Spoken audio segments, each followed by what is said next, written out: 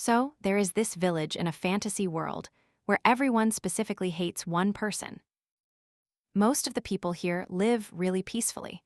A little kid is even playing nearby with their mother. But then that person walks by. They are surrounded by this dark energy that just ruins everything for everyone. Even though he does not seem dangerous, it is just common sense to avoid looking at him. I mean, that is just what you do when you are talking about the corpse scraper.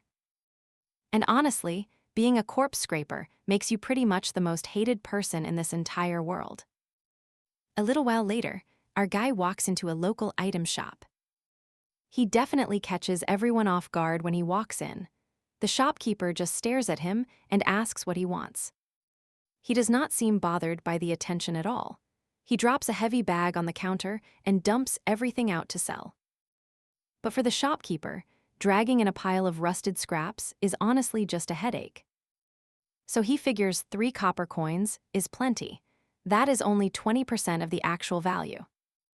The boy screams that this is total robbery, but the shopkeeper just reminds him that he is nobody. So in this world, there are these dangerous beings that threaten humanity called monsters.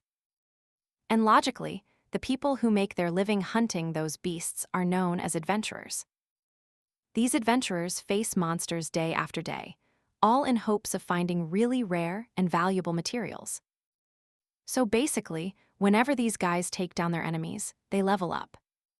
And since levels determine how much power you have, our Yahello had some pretty rough luck. A while later at the market, the kid walked up to the baker looking for some bread and brought such good energy. Still, he was pretty worried about the bill. He had managed to run out of money all over again. The baker suddenly spoke up. He suggested the boy quit being an adventurer and had a really inviting look on his face. But our guy knows that path is closed. Everyone in town already knows him as nothing but a literal corpse looter. But once he actually made it, he found out he was stuck with a curse. Ever since then, he just cannot gain any experience points at all. Even beating up enemies does not help him get stronger anymore. The very first time he took down a slime, a message popped up. It told him that he failed to get any experience. So he got super desperate to find a way to get stronger. But he kept getting those annoying messages about failing to gain experience. He really thought he could level up eventually, but he finally hit reality and ran out of cash. He did not even notice it happen, but he started picking over the bodies of monsters other people killed. Before he knew it, he was a corpse scraper. It is about as miserable as it sounds. Level 1 monster parts are basically worthless, so to survive, he has to scavenge gear from high-level creatures. He was just sitting there enjoying his bread. Then a group shoved past him and sent his only meal to the floor. One of them actually stepped on the food. It was their way of reminding him that he is basically treated like trash. That is honestly pretty cruel, but for some reason, nobody nearby seemed to mind at all. Talk about bad luck. People started calling him a corpse scavenger. Everyone in the city hated the guy so much that finding legit work was basically impossible. But honestly, the truth is he was just trying to follow his dream. And no matter how much they looked down on him, he had to keep at it. If he stopped scavenging, he would just end up starving to death. So our hero is creeping through this goblin den. He is really hoping to find some loot worth selling. But then he catches a whiff of something nasty. It does not smell like any normal monster rot. And get this, he rounds the corner and finds a giant dragon corpse just lying there. And get this, it looks like it might even be a level 200 monster. Alka doesn't care though. If it's dragon material, he's looking at 10 gold pieces at least. Of course, all the good stuff is gone. All that is left now is this smelly pouch. So this specific monster organ smells absolutely awful. Nobody ever wants to cut these things open. But then, while he is digging through the pouch, he realizes there is actually something hidden inside. He cuts it open with his knife, and a full set of armor spills out. Alka is totally caught off guard by that. Everything changes when he gets close. The armor starts putting off this really dark and scary energy. He quickly realizes that he is way out of his depth. This is definitely not something he can handle right now. A mysterious voice pops up and asks him to wear it. He looks around, sees he is totally alone, and thinks maybe he should try it. Whatever that armor is, it definitely looks dangerous. So the boy gets ready to make a run for it. But right then, he has the bad luck of running into a whole pack of goblins. Our hero is already pretty stressed out. He tries to pin down exactly when the monsters showed up, but then he hits a wall. And that is when he realizes he messed up. Letting his guard down during a simple scavenging run was a rookie mistake. But here is the silver lining. Every single one of them is only level 1, just like he is. Besides, he is totally outnumbered. Allah is pretty sure he is about to meet his end. The very first move is a disaster. A goblin smacks his weapon right out of his hand. You can see the fear on his face. He finally realizes that the end has come. He stares at all the monsters standing before him, pretty sure his time is finally up. So this is it. His miserable life is going to end in a place like this. But just before he gives up, that voice calls out to him one more time. The energy feels even stronger now. Our hero realizes he is about to be eaten by the monsters. But faced with becoming a snack or trusting his gut, he decides to take the deal. Honestly, that sounds like a much better plan than getting devoured by a hungry horde. He was willing to wear it, so that was enough. The ownership registration is done, and the emergency installation begins. Allah does not even have to move. The dark energy just rushes toward him. Everything happens so fast. You can see the pure shock on the monsters' faces. It all happened because the abyss armor was finally installed. The hero asks if there is an ally around, but the thing just says it has to follow the owner's orders. So for now, Allah decides to just take its word for it. 2 goblins start heading their way. The hero notices the sword is super sharp and looks just like the one he used to carry. At the end of the day, they are just level 1 like him, but with this sword he can slice through them. It is pretty easy. And you would not believe it. The monster energy starts to pool together, then it finally leaves the dead body behind. The rest of the goblins rush him all at once. He takes them out instantly. He can actually feel his own body getting lighter. And just like that, all the energy from the monsters is pouring right into his body. Honestly, his body is getting so light now that it barely feels like his own anymore. With all that power surging through him, Alka charges forward and gives it everything he has to clear out the rest. The entire battlefield just completely changed in a heartbeat. The fighting finally settles down, and he realizes he is actually totally fine. Alcat can hardly believe a level 1 just took out 5 goblins all by himself. So about those weird glowing lights entering his body, rumor has it they are actually major power boosts. The hero was pretty shocked to see the message pop up. It confirmed he sucked up enough levels to hit level 6. He stood there surrounded by the dead dragon and all the monsters. The system chirped to say the levels were finally absorbed. So with that crazy level drain ability, our hero tries to wrap his head around being level 6. Alcat is totally lost. His body was literally built to never gain experience points. But then he realizes the abyss armor has a secret. It lets him use level absorption. Now he can take power for himself. He can actually absorb the levels of his defeated foes. It is pretty crazy because you can see that right in his status as a level 6 adventurer. His level went up because he basically soaked up all the power from the monsters he managed to take down. It all made sense the second he recalled those strange energies flowing straight into his chest. Alka just could not hold it in anymore. He started sobbing right there in the moment. But once he wiped his eyes, he focused on his new gift. He could finally level up. Now his body felt light and moved so much more freely than before. He gained just 5 levels, and you can already tell by the way he walks. Then he realizes the armor he is wearing actually came from inside that dead dragon. But honestly, that armor is the only reason he was able to level up at all. Suddenly, our hero freezes up. He just had a pretty interesting thought. It hits him right then. This one reveal changes the entire game.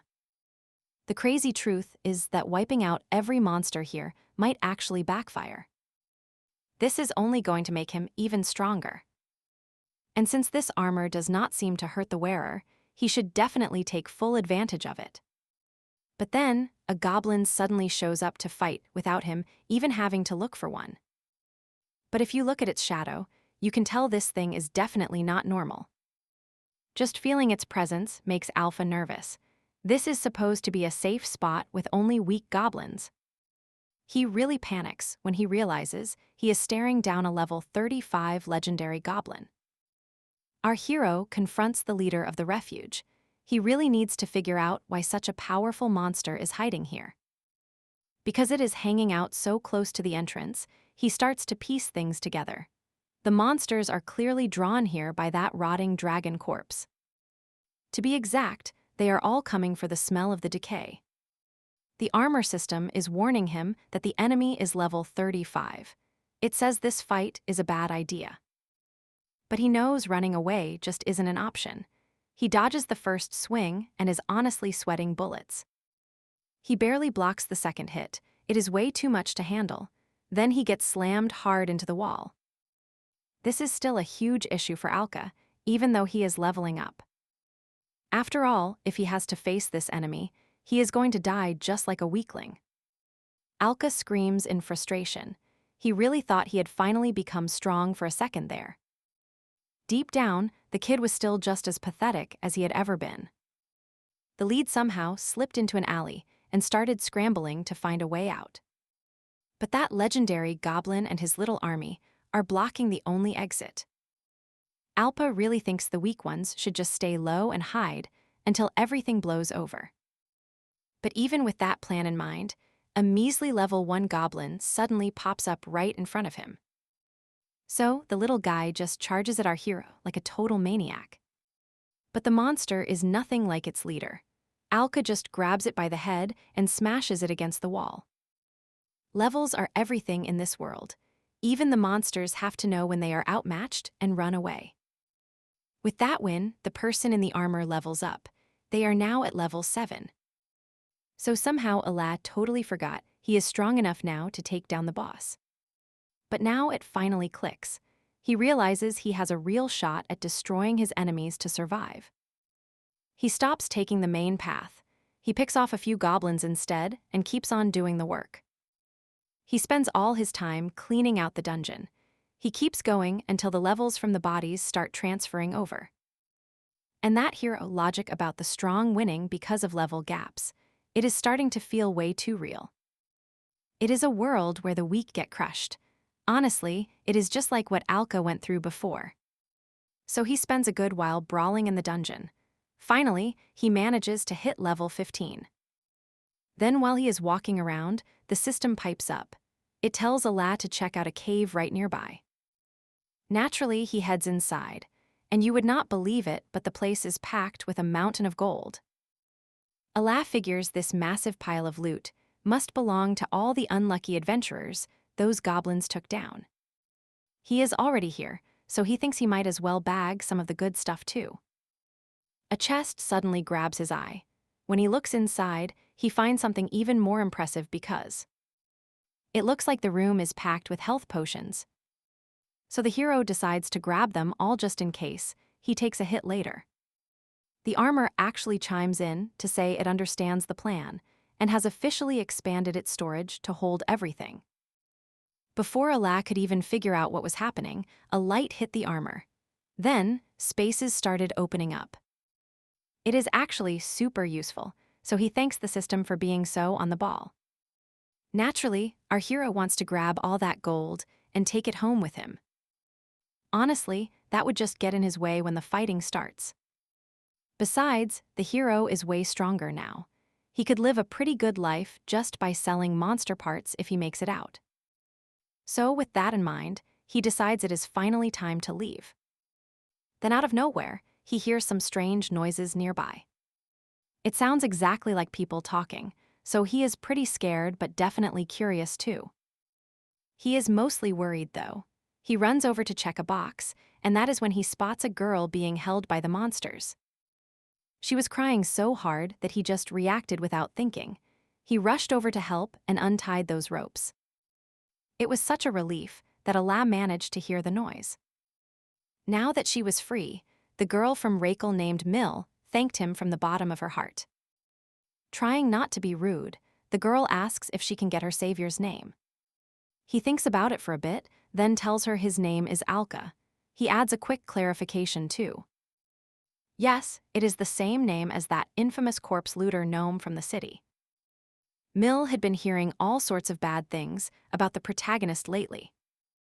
But honestly, she is so relieved to see he is nothing like those nasty rumors. I mean, he is the one who saved her from that awful fate back in the cave.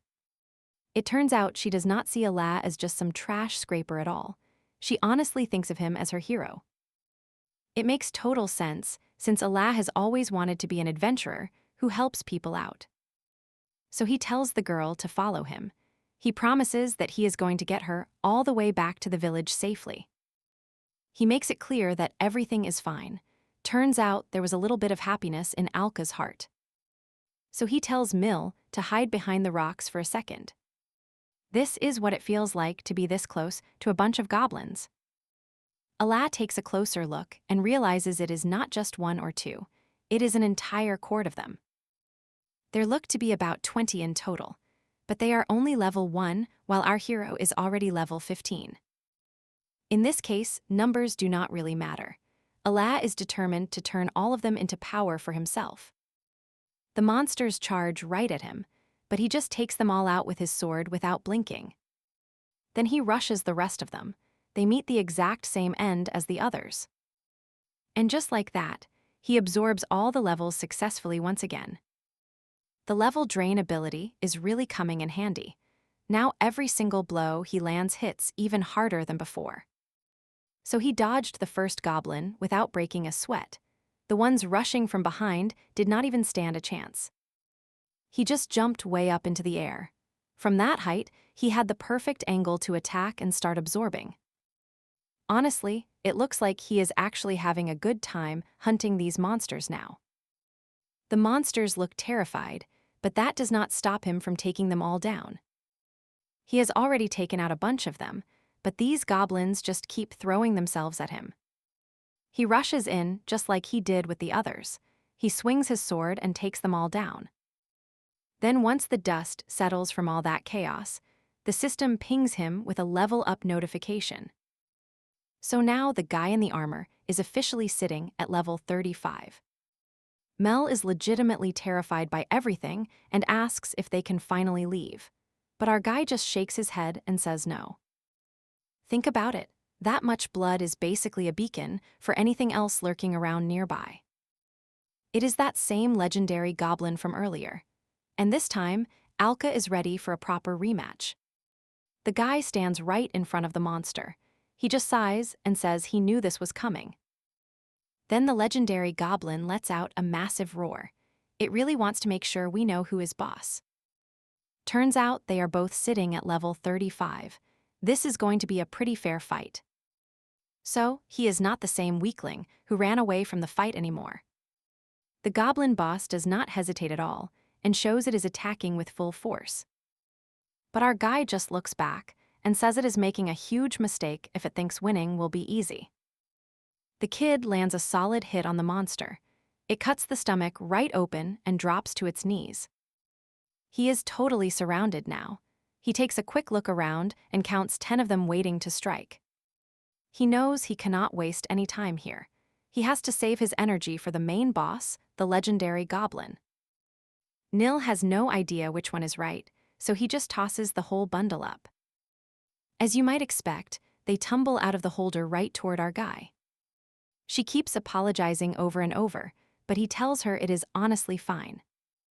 Honestly, his reaction time is insane. He catches 2 of them and handles those monsters like it's nothing. And he doesn't stop there.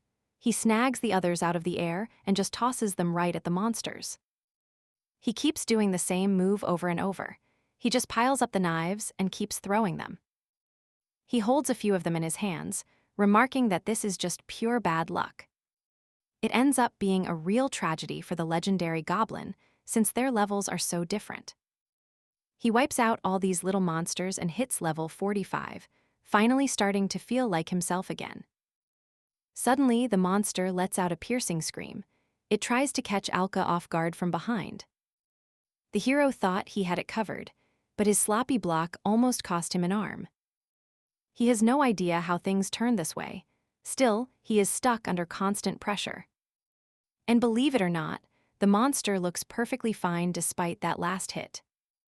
The hero takes a look and realizes that legendary goblin is wearing a strength-boosting bracelet. It is clearly enchanted. You can even see the magic energy swirling around it from way over here. Levels do not usually go up that fast. That is why most adventurers just rely on magic gear to get an edge. But our guy did not see this coming. The monster he is fighting actually has magic gear too. Since that is the deal, the plan is pretty simple now. He just needs to break that bracelet first. He knows this won't be easy, but he stays focused. From here on out, he is not holding anything back. He is going to make sure his strength is enough to wipe this monster out for good. Their weapons clash hard. The protagonist keeps the pressure on, which really starts to rattle the monster. It feels like the thing is bracing itself against the ground. Still, it fights back hard. That sideways hit sends our hero flying. Alka is pretty annoyed by this. Then he remembers those knives he used on the small fry. He snags them back fast to use on the brute. The big guy blocks it all with a massive cleaver. He throws another one anyway. That forces the monster to defend itself all over again. But with the monster distracted, our hero sees his chance. He rushes right up to its face. The goblin was fast, but the hero was quicker. He used his weapon to vault himself straight into the air. He reached its side and landed a throwing knife. This was his plan all along, and he finally pulled it off. The gear shattered on the ground. Now, the hero is alone and face to face with the monster. He shows off how much stronger he is. He says it is time to go fish for the small fry. Think back to when the kid first walked into that goblin lair.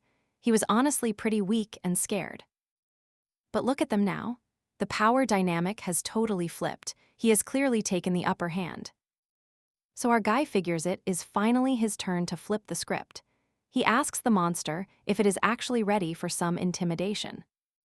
The monster basically does not care at all. It just lets out a loud roar like it normally does. He charges in at full speed. He lands a hit right on the goblin's guard and makes their defense look like a total joke. Now the tables have turned, and the monster gets slammed right into the wall. The hero walks up slowly and asks the guy how it feels to be weak. He starts hacking away with his sword and tells the monster not to get mad since he is just trying to live. Finally, the hero knocks the weapon away. He actually takes down an enemy that seemed way too strong. All those haters calling him a corpse looter can eat their words. Their insults are history now. The monster tries one last punch with its remaining arm. It slams right onto the blade, and that is that. He actually felt grateful, since the boy only got that strong because of him. A few glowing lights shot out from that body and soaked straight into the suit of armor. It was official now, and his power had jumped all the way up to level 80. So with nothing left to fear, Allah tells Mill it is safe to come out now. Even she is pretty impressed by our hero. After all, nobody is going to be able to beat him around here anymore. Anyway, he pulls the rare tusk out of that legendary goblin. Allah really never thought he would see this day. He finally managed to get his hands on such a good piece. Mel asked him to just tuck it away with the other items. Her little bag was already packed with as many coins as she could possibly fit inside. Alka felt bad about making her carry so much heavy stuff around, but the girl just smiled and showed him she did not mind one bit. So she asks him what the plan is now that they have collected every single item. But the hero does not need to hurry back to the village anymore. Allah worries about the goblins. She thinks that if he just leaves them be, they might go and kidnap another person. So he asks her if she wants to come along to somewhere a bit further away.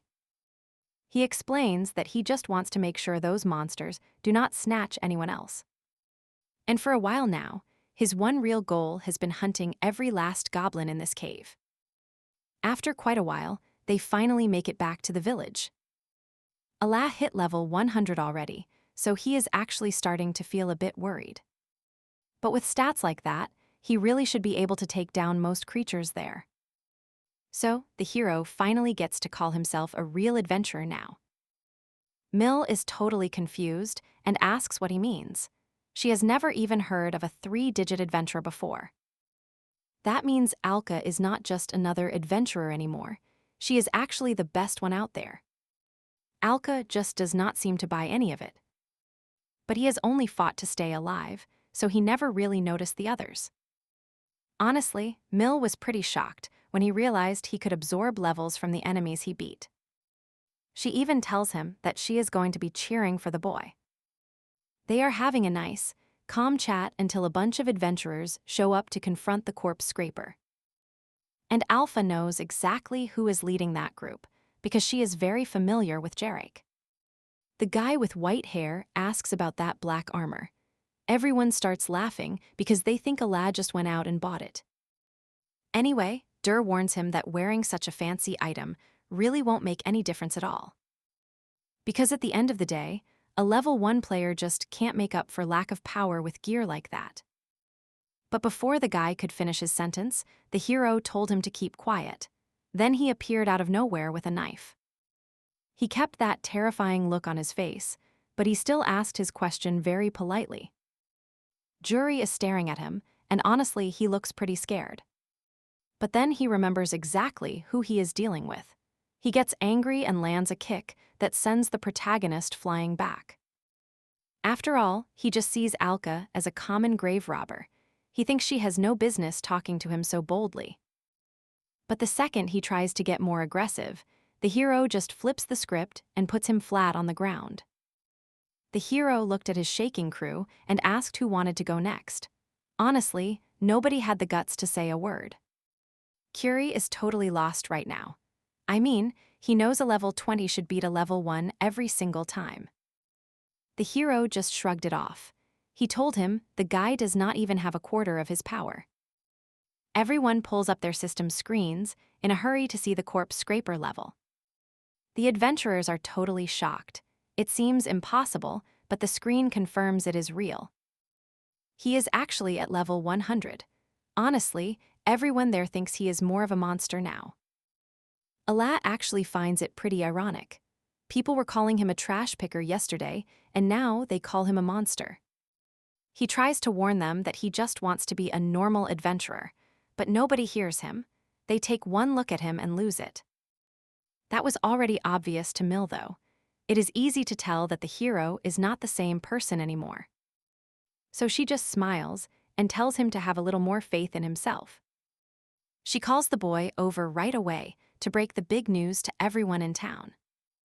A bit later, the boy walks into a shop, and the old guy there rudely demands to know what he wants.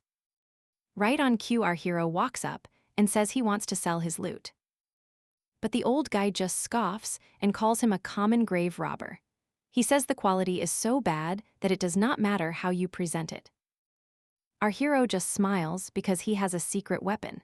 He asks the old man if the item he brought is also supposed to be trash. He pulled the item out. Even that rude vendor was totally shocked to see a legendary goblin tusk. That thing is super rare. Naturally, the vendor started grilling the boy about where he actually found it. The boy just shrugged. He told the guy he took down the monster himself. But the old man just doesn't buy any of it. So Alpha calls Mill over. She dumps every single item from their last trip onto the table. With all that loot sitting there, our hero asks if he's going to buy it or what. He really does not care about finding a new place to sell his stuff now. Even though he is being pretty rude, the old man knows quality gear and agrees to buy it all. Then the hero puts on a fake smile and asks him to pay a fair price. A bit later, he heads over to the city market and stops by the local bakery stall.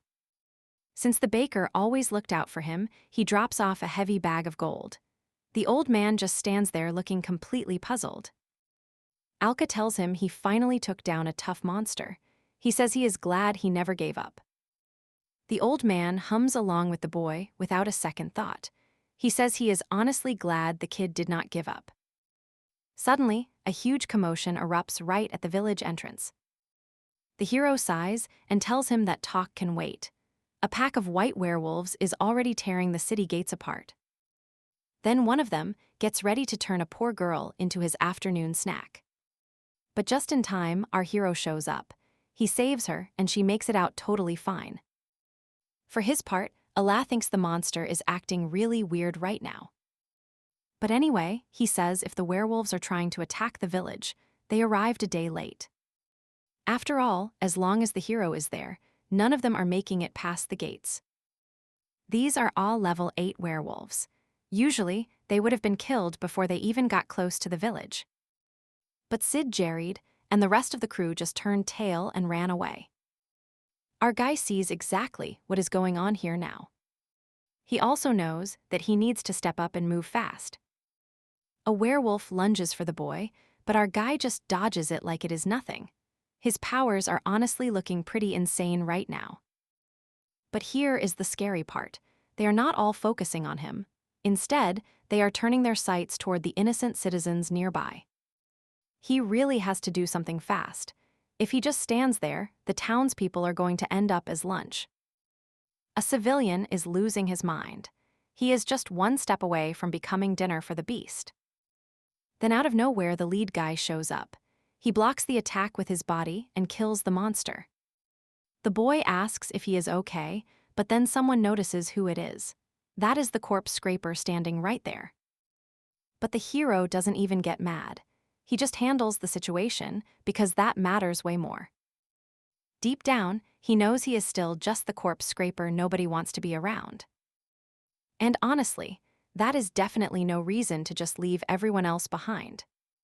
While the lead guy is busy doing his job, everyone watching realizes Alka is actually the one saving the town. And then he finally starts walking toward that last remaining monster. So with a single strike, he takes down the last of his opponents. So he uses that power-absorbing ability, and his level jumps all the way to 172. But the hero is actually kind of worried here, since it only went up by 72 points. Following his logic, if he had taken out everyone else, his level should have gone up by 80. So that means there is still one more hiding somewhere around here. Up on the roof, the last monster is getting ready to jump a little girl. The second Alpa realizes what is happening. The monster just ignores him and leaps for its target. Allah is spiraling. He leveled up a ton, but it is sinking in that he still might be too slow. The girl finally looks up. She locks eyes with the werewolf standing just a few feet away. Allah hates that answer. He is thinking about throwing his sword. It is a crazy long shot, but it is all he has. He knows he has to make the perfect throw to land this shot. The monster is charging right at the girl. His sword is closing in on the werewolf just in time. He lands the hit perfectly. The force of the impact sends the beast flying away from her. That is how the little girl finally realizes she is standing before the court scraper. He confirms that he really saved her. She drops all her prejudice to thank him right away. She even makes our hero feel pretty happy about stepping in to help her out. The mood shifts pretty fast, though. Once the invasion finishes, a group of citizens starts heading our way. One guy in the group stands out. He steps forward and says he really needs to talk to Alka. Our hero immediately knows what this means. He already sees a massive headache coming from these angry people. Just as someone else walks up to talk, the hero decides to head out. He says he is not exactly welcome here anyway. But then, they actually ask him to stick around for a second. They just wanted to say thank you to him. The kid from earlier figured the hero just thought he was being way too dramatic. Allah actually put his own body on the line to save him. He says he really appreciates that, which totally catches the guy off guard. Then the little girl's mom walks up. Since he saved her daughter, she bows her head low to say thank you. The main character gets super embarrassed by all this. He quickly asks her to please stand back up. He explains that he only did all this because he wanted to save everyone. The hero realizes that his shady past as a corpse looter is never going away. But now that he has the power to protect people, a lad decides he will become an adventurer who helps. Then the boy just smiles. He says it would be good if they keep an eye on him for now. At that point in time, our main character was basically just a simple corpse scraper. But in the end, he actually turned into the hero who saved the whole village. The next day, it is business as usual for everyone in that tiny town. Mills spots our guy and happily heads over to see him. So naturally, Allah welcomes her with open arms. The girl thinks it is pretty weird that the boy is not wearing any armor. But he just snaps his fingers to show off. The hero figured out he can put it on or off instantly. He says that with this cool armor now, he is definitely going to become a great adventurer. Still, he can't help but wonder why a dead dragon was lying there. But honestly, that doesn't really matter right now. Suddenly, someone else shouts for them to run for their lives. They ended up right at the goblin nest, hanging out near that giant dragon corpse everyone was talking about. Tyr suddenly screams for everyone to scramble away from the thing, and his teammates bolt as fast as they can. But in a split second, a puddle of blood makes it pretty clear what happened to those two. The group leader is getting desperate. He shouts out at the figure, demanding to know who or what they are. But I just stares back in silence. Then a massive electric current starts to crackle and spark all around them. The adventurer lets out a hollow laugh. He finally realizes that this is the end for him, too. The mysterious monster charges up its energy and fires a point-blank beam without a hint of mercy. Our hero gets caught in the blast. He hears it from far away. He wonders if he is just hearing things. A while back, Jir and his group were busy hunting down a one-eyed troll. The monster was already hurt, so the leader told his crew not to let it get away. They both knew a good chance when they saw one, so they agreed immediately. The chase kept going until the monster finally ducked into the goblin cave. Jerry starts complaining that skipping the werewolf hunt cost them a massive fine. So naturally, they cannot afford to let such a profitable target get away. The monster drags itself inside, shaking from pure exhaustion until it catches a scent. It arrived at the scene and caught the scent of the rotting dragon corpse. Weirdly enough, the smell did not bother it at all. Instead, it actually smelled kind of delicious. Jury mentioned that they must be close. Then he was suddenly caught off guard by something. The smell of that rotting dragon is seriously intense. It is making everyone want to throw up. But the white-haired guy suddenly notices something else that grabs his total attention. Turns out the troll they were hunting is sitting right inside the dragon. It is eating the flesh like a total animal. And the kicker is that the second guy in the group realizes something is way off. Suddenly, something bursts out of the monster. Jir knows right then that things are going to get messy. He tracks down that sound from earlier. He was right all along. It definitely was not just a simple noise. It is not just in his head. There is a seriously weird vibe in the air. And it feels like every bit of that energy is coming from right here. Suddenly, a massive noise echoes out. It is way louder than before, and our guy gets serious fast. The deeper he goes into the cave, the worse that rotting smell gets. He finally makes it back to where he found the armor, but it is not empty. A mutant troll is already there, busy taking care of business. The troll spots him right away. It immediately tosses the white-haired boy's partner aside so it can focus only on him. Even Allah looks a bit surprised by this one. It is just different from anything he has fought before. But he is level 180 now. Honestly, he is pretty sure there is no way he loses this. So he decides to just end it. He will take it down with one clean hit before doing anything else. But then his armor starts glowing with a warning. It says the monsters are too high level for him. Alka hesitates for just a second because of the alert. That is all the monster needs to see an opening. He takes a massive hit before he can react. It sends him flying and knocks him straight to the ground. He wants to know exactly what he is up against, so he goes ahead and checks the monster's status. Right as he looked, the system prediction turned out to be spot on. It was a fallen troll variant. Suddenly, his armor starts flashing a warning. There is a ton of energy gathering right by the troll's head. He really needs to dodge right now, but he just cannot move an inch. The warnings keep popping up over and over as that monster gears up to strike. Alpa puts everything he has into moving. If he stays still, he is definitely done for. Since the boy cannot move, his mind starts racing toward the worst possible outcome. He still finds the strength to push himself up, using his sword for support. With barely 1 second to go, Alka finally manages to stand on his own. But the monster does not wait for him to get up. It fires its energy attack right away. He gets slammed against the wall. The hit is so bad that he basically passes out. Luckily, the monster sees him down on the ground and just decides to leave. A while later, Alka finally wakes up. He has no idea what just went down. The armor chimes in with a warning. It says the system might think he is actually dead. It is pretty obvious, though. His body is completely trashed. He remembers those potions he grabbed from the goblins. The boy drinks the first one. It lets him move again, so he gets up quickly. He really needs to catch up to that monster now. He knows for a fact that Rakel is its next target. But he stops for a second. Someone just called out to him and labeled him a total corpse scavenger.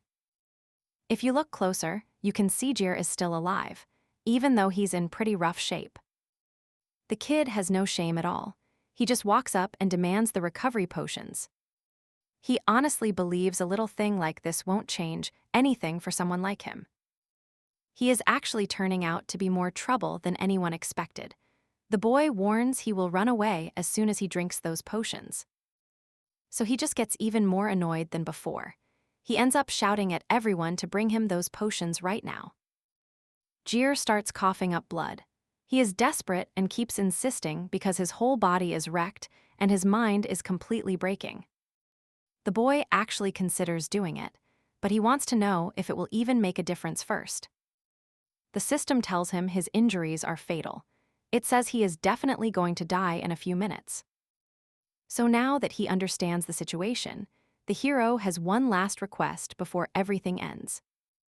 He just really needs to know one thing. Can that level drain ability actually steal levels from a real person? The system confirms it works that way. Alka gives the boy a sad look and says he is past saving now. The kid knew the truth deep down. He was just trying to hide from the pain in a fake little world. Alka speaks up and says he knows exactly how to end this suffering for him. So the guy just asks for a quick death with zero regrets. Alka admits he never really liked him, but it still stings to say goodbye like this. He scoops up all of Jar's powers. Just like that, our hero hits level 200. A while later, the monster stomps through the woods. Eventually, it catches sight of the village ahead. It does not even need a map. Pure instinct is telling it that humans are hiding nearby. Right at that moment, he runs into the beast. He doesn't hold back and lands a solid slash. He doesn't waste a second. He rushes in at full speed, even though he clearly doesn't want to. He decides to go for another strike. But this time, the monster is ready and defends itself pretty well. Allah points his sword at the beast and warns him. Next time, he better make sure to finish the job. He missed his chance to win. Now they are on equal footing. Allah is bored and wants to fight right now. First off, our hero tells him to stay sharp and watch his back. He really hated Jir, but it still felt wrong to kill someone he knew with his own hands. He honestly has never been this angry in his entire life. The monster wastes no time. It moves in for the first hit, confident it will win by striking from below. But then our hero uses the monster's shoulder as a step to reach a higher spot. He lands a solid hit on its back before the thing even knows what happened. The hit lands perfectly, but the wing is surprisingly a lot tougher than he thought.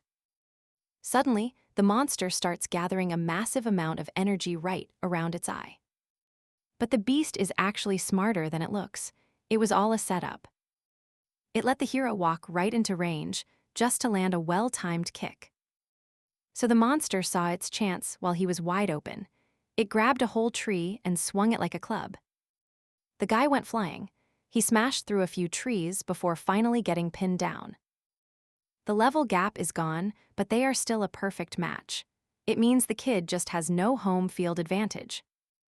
The monster had been faking us out the whole time, but now Alka is making another move. Alka gets furious. He yells that this fight is not over yet. He charges straight at the monster. The monster is already starting to power up its energy beam. He gets closer, but the system pretty much tells him it is already too late. So he changes things up. He dodges at the last second and charges in with everything he has got.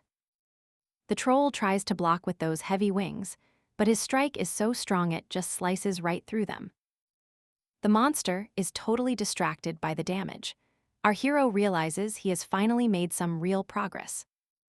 But then things switch up. The beast stops looking at him and turns its attention somewhere else entirely. The hero sees the reflection of the village in the troll's eye. He starts to get really worried. The monster just braces its legs and launches itself straight into the air. It is aiming for the spot where everyone is gathered. It all happens so fast that the hero just cannot react in time. But the monster is obviously gunning for the village. The boy rushes off as fast as he can because he knows what he has to do. We have to catch it fast before an even bigger disaster strikes. In a blink, the monster's shadow towers over people in the entire village. Before they could even figure out what it was, an explosion rocks the area and leaves everyone terrified.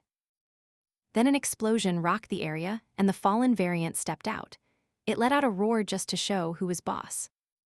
Allah kept chasing it down, but he got pretty nervous once he realized the monster had already slipped into the village. True to its nature, the creature started wrecking everything it could find in its path. The citizens are panicking and running for their lives. They are all begging for someone to help them out. The troll is charging up its energy beam again. It makes our hero think this has to be some kind of joke. But things go south pretty fast. The beam cuts right through, and it wipes out several houses in just one hit. Then our guy leaps right off the rooftop. He rushes the monster with this absolutely insane look in his eyes. The beast tries to shield its eye with one arm. It just wants to ignore him and walk away. But the hero is not having any of that. He jumps past the monster to block its path entirely. He is back at it again, hammering away at those fallen variant defenses. They trade blows for a few seconds, but the protagonist actually drops dead. He gets back up for another hit. He says it is not over yet because he has to protect this village. The troll is using every bit of its strength now. It charges up its eye and fires that beam again even faster than before. It does not give anyone a second to defend themselves. Then it grabs the hero midair and smashes him down into the village. With that out of the way, the monster is finally free to start running again.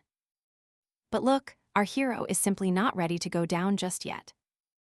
He is the only one leveled up enough to face the beast, so he drags himself back to his feet. He puts on his serious face and decides it is finally time to end this mess for good. A bit later, Baker runs into the variant. He is unlucky, but he does not even blink. The monster tries to scare him with loud roars. Honestly, it is just embarrassing. Since it is a tiny village, there is nowhere to hide. Baker knows he will get caught anyway. So he just hangs back and waits for some hero to show up. He was right to trust his gut. The hero actually showed up just in time. Allah gives him a smirk. She says he is way too clumsy to be the hero types. But honestly, the only thing that really matters is that the boy showed up to save him. Alka is being pretty real about it. He admits he isn't sure he can take that monster down. The baker heads over to a box and tells the kid not to be so negative about everything. Then he tosses a piece of bread to the boy and tells him it is a gift. If you look closer, you can see it is the last piece of bread from when the boy scavenged corpses. The old man says that compared to those dark days, things are not looking so bad after all. The boy takes a bite, but he honestly doesn't even try to hide his disappointment.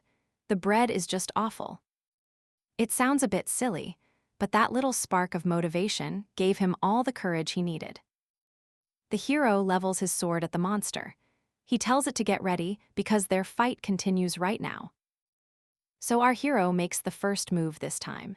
He fakes an attack on the eye to lure the beast into opening up its arm. But the monster was ready for that. It reaches out with its other hand and grabs him when he least expects it. The beast does not hesitate to toss him aside. He flies over the houses and keeps going until he lands. Allah gets pretty desperate here. He is scrambling to find some way to actually hurt the thing. But then he hears a noise from someone who is clearly terrified. He turns around and spots a small kid. Allah shouts at the little one right away. He tells them to run for their life as fast as they can. But the poor kid is having a full-blown panic attack right now. He is completely frozen in place. Things get even worse when the monster shifts its focus. It instinctively decides to go after the weakest human in the room. In a split second, it lunges at the child. It lets out a terrifying roar and winds up for a brutal strike. But then, the hero shows up at the last second. He takes the hit right for the kid. It is not that simple for him, though. His own power just is not enough here. Allah turns back to the child and begs them to run away again. He says it with even more sincerity now, since he knows he can't go on. The monster gets ready for the final blow, so the hero asks the kid to show a little bit of courage. Even though he is shaking all over, the boy stands up.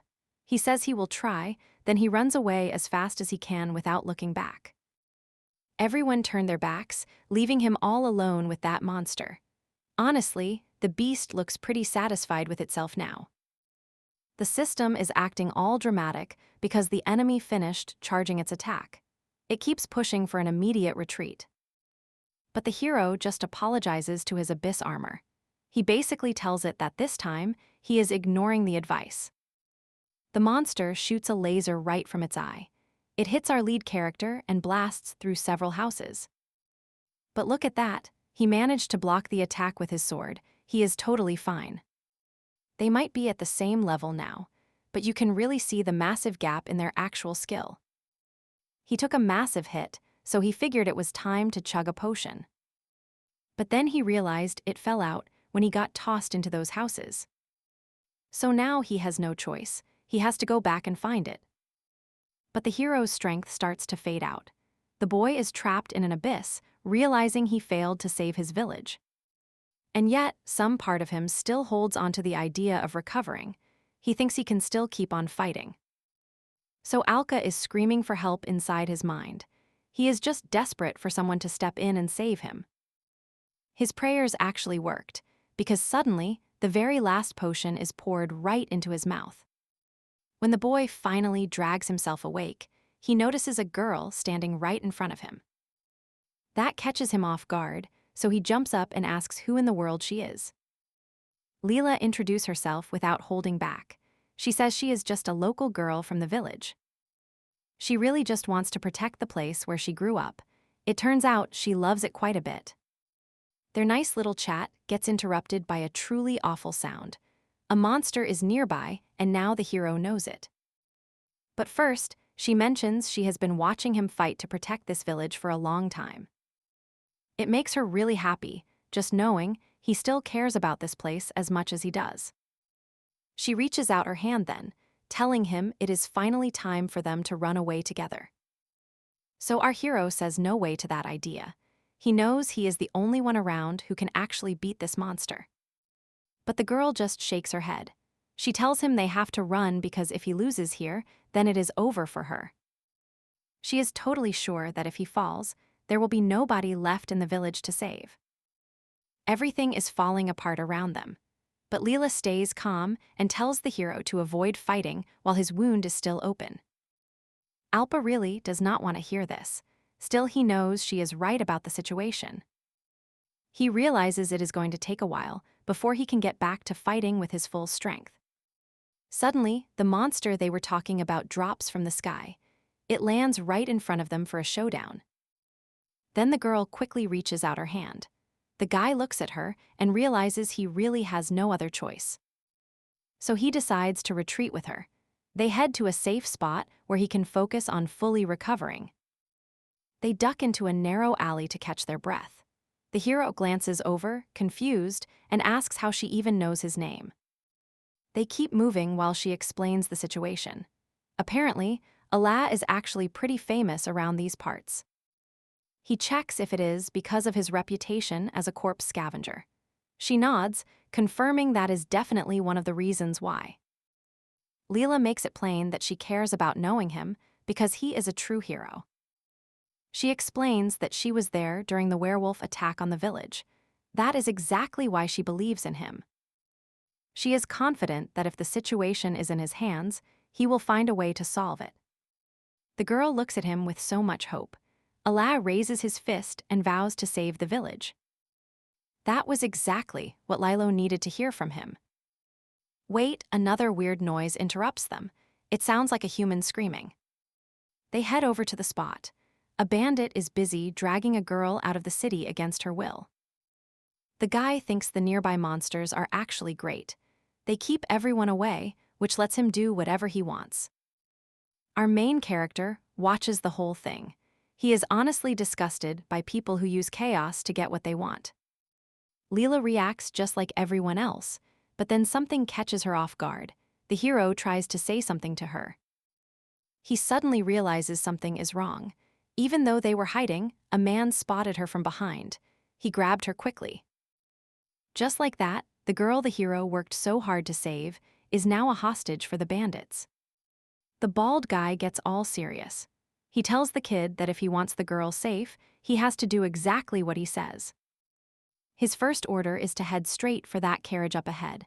The hero just goes along with it. Once the hero gets kicked over there, the bandit leader looks totally confused about what is happening. He already said they did not need any men around, but then he noticed there was a pretty girl being held captive. Once he got a real good look at her, he just started smiling in a creepy way. He knew exactly what she was. She was going to be worth a whole lot of money to him. Looking at how gross he was acting, the lead just had to ask if he had any conscience left at all. But he did not even blink. He basically told him straight up that he did not have one. And honestly, it made sense, since their whole reason for being there was to raid the village. The bandit sneers and tells the hero they should be thankful.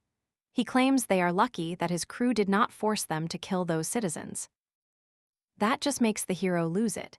He is absolutely furious, and now he just wants to take this trash out once and for all. The leader sees that angry look on his face. He steps in a little closer and asks if he happens to be an adventurer. Benny leans in close and whispers that it must be so embarrassing for Allah right now.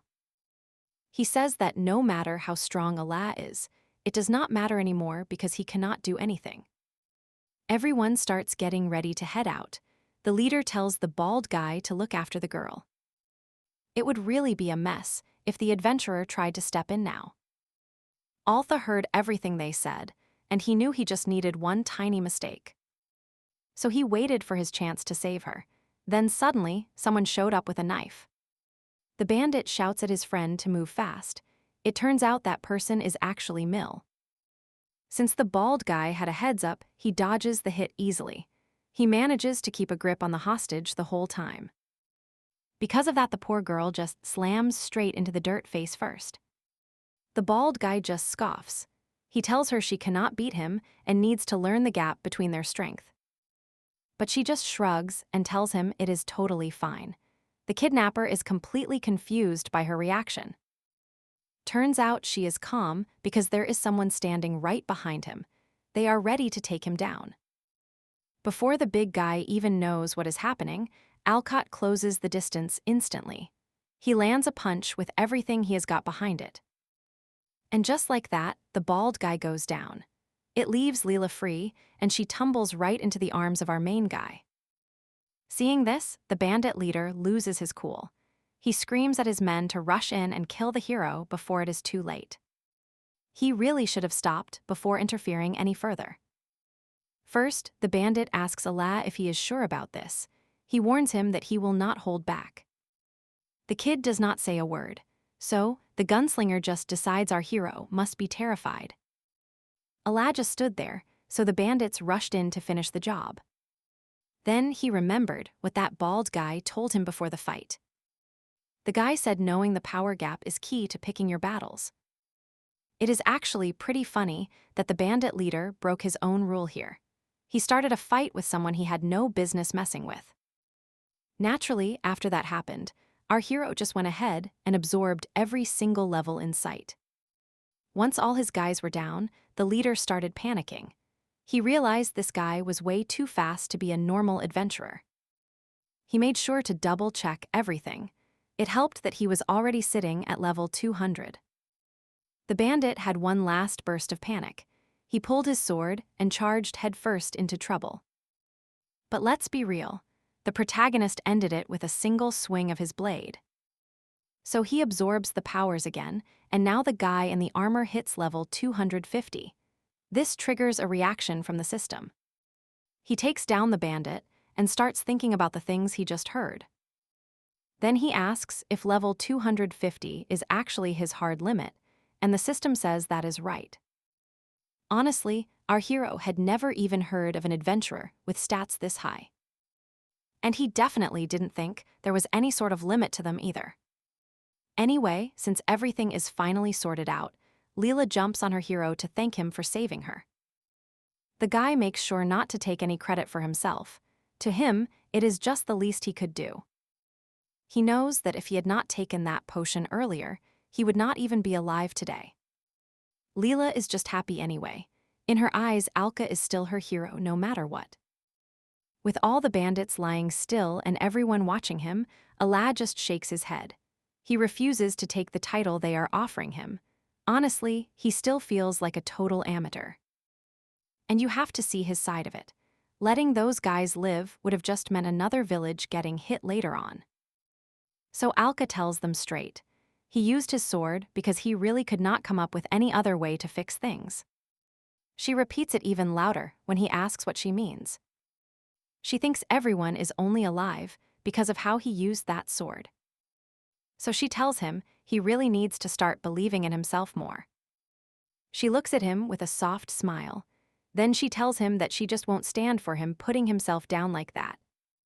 Once he hears the whole story, he finally lets out a sigh of relief. It is exactly what he needed to hear to get his groove back. Just then Mill pops up to let them know the good news. She managed to get everyone out of the danger zone safely. She gets a quick pat on the head for her hard work. She is absolutely over the moon about it. Helping out felt great. She couldn't just stand around watching Alka do all the heavy lifting alone. So she heads over to the hero. She asks him to let her fight by his side until the very end. But since the bandits are already taken care of, he tells her they really don't need to worry anymore. The monster keeps wrecking everything nearby, so he tells everyone to get out of there as fast as they can. It is pretty funny because at level 250, the system knows full well he can just crush anyone in his way. He has finished training and getting stronger. Now he is finally ready to head back into the fight. He does not even have to go find it. The monster just falls out of the sky right in front of him. It lands right on the walls and kicks up a massive gust of wind. It is an entrance. He says he's ready. Then he tells them to hurry and run because he is going to end this right now. So the girls agree. They grab each other's hands and start running away from the scene. Now he is alone with the monster. He apologizes for running away earlier, but says he is done running. No more stalling. It is time to wrap up this duel once and for all. The variant roars to show who is boss, but our guy, he does not even blink. Instead of waiting, he just charges right at it. At the start, he could not even lift a sword. His body was just in terrible shape back then. Finally, he managed to grab a real blade. It was in great condition too. He used it to protect everyone around him. Right now, he is thinking about that wolf fight. He also recalls Killingjir and how everyone reacted to that. Think of all those villagers waiting to be saved, while they are still fighting for their very lives. So, Alad decides it is finally time to grant everyone their wishes by just keep swinging that sword. Our guy steps up with this intense aura and tells the monster it should really feel honored. This variant is the very first one to feel real human strength firsthand. The monster is fuming and worried as ever. It clenches its fists and charges to end the fight for good. But now, the monster gets pushed back the second it tries to attack. Altha stays calm and tells the guy that attack just will not work anymore. Then, he throws a heavy punch straight into the chest. The beast goes flying back from the hit. Altha stays right on top of it so he can land another strike. As you might expect, that show of power kicks up a massive cloud of dust everywhere. So, the monster starts gathering energy around its eye for one last desperate move. It decides to put everything it has into this massive light beam. And just like that, the system signals a huge surge in energy. Instead of running, the hero just tells the enemy he is going to stand there. He says he will wait for them to give up. The monster is standing right over the fallen fighter. It decides to unleash its strongest energy beam at point-blank range. Alka realizes what is happening, so he steps up and prepares to take that massive hit head-on. It really does not matter how hard the beast tries anymore. Everything becomes clear when a barrier just blocks the attack. With a 50-level difference, Alan knows there is no way he can lose this fight now. The peaceful village is totally destroyed now. These two powerful beings are standing there, ready to face each other. True to its wild nature, the beast lets out a roar to show who is boss. But once it feels the aura coming off our hero, it suddenly stops cold. It looks terrified. Earlier, that thing used its full power to absolutely wreck everyone in the village. But now a much stronger power is bearing down on the beast. Our hero has been through plenty of chaos before, so this is basically just another Tuesday. Seeing something like this in a world this crazy is nothing unusual. It is just life as usual for him. Alpha zooms right up to the monster in the blink of an eye. He does not even try to hide while he chases it. The monster tries to punch him, but Alad dodges it easily. Then he lands a direct hit on the creature. The monster hits the floor hard. It looks totally stunned and out of it. It is not done yet, though. It charges up a quick laser and fires it right at him. Alad just stares at the beast with a look of pure boredom. Honestly, he is getting tired of this whole routine. Since the creature won't quit, our guy decides it is time for a lesson. He is going to show it what real despair feels like. The hero takes the attack head-on again. This time, he doesn't even feel like putting in any real effort. The monster keeps blasting away with all its power, just not letting up. Then finally, it runs out of steam and has to stop the chaos. But the best part is the look on its face when the dust clears. Everyone is in total shock. The variant pauses because it realizes its opponent is completely fine. Turns out that was the protagonist showing off exactly how big the gap between them really is. Once it clicks, the monster looks pretty disappointed. Then the anger hits. It lets out a wild scream. It does not care how strong our guy is. It is ready to fight all over again. The creature is really going for it now. It mixes heavy physical hits with quick blasts of energy from its eyes. But he dodges every single move. Even while he is still in the air, he avoids those eye blasts and lands a solid counterattack. The beast tries to defend itself by blocking with its arm like it always does. That was a huge mistake. The hero's blade sliced right through it. He managed to cut off one of the creature's most important parts. Ala backs away. She is totally over this. She tells the monster to kneel right now so they can finish this up. Well, that hits a nerve. The variant is clearly insulted, so it just starts blasting energy beams all over the place. None of those attacks work, though. Ala delivers one clean horizontal slash, and the beast finally gives in to her power. She drops to her knees, but Ala jumps right over her in a heartbeat. Since she did so much damage to this village, our hero buries his sword deep inside her. Just like that, The beast that seemed totally invincible a moment ago is finally finished. The hero just pulled off a huge win. The system tried to dump all those extra levels on him, but it failed because he already hit the level cap. The system did not give up, though. It found a clever workaround by unlocking some hidden features in his abyss armor. Now he can use level conversion. This lets him shatter his limits. He is tapping into an even greater potential than anyone thought possible. The day after taking down that fallen variant, everyone is busy working to fix up the city. You can really see the effort when one person asks for some wood from the rooftop. A helper says he will bring it over right away, but then he trips on a rock and goes down hard. But then the main character shows up out of nowhere. He steps in just in time to save the boy. The guy looks at his savior looking pretty surprised. He quickly thanks the local hero for the help. Things quiet down a few minutes later, so the protagonist decides to ask what this level conversion really means. Then the system tells him he can trade his level to unlock some new epic skills. And it turns out these epic skills are super valuable techniques with all kinds of useful effects, like boosting your speed or resisting fire damage, which are basically lifesavers for any adventurer out there. Usually, people grab these kinds of skills early on while they are busy leveling up. But since our guy could not gain any experience, he missed out on all of them. So even though he hit his max level, he did not walk away with any epic skills. Even though that offer sounds pretty tempting, Allah is more focused on figuring out exactly what this Ebby armor does. The system suggests a first skill that could finally let the boy push past his human limits.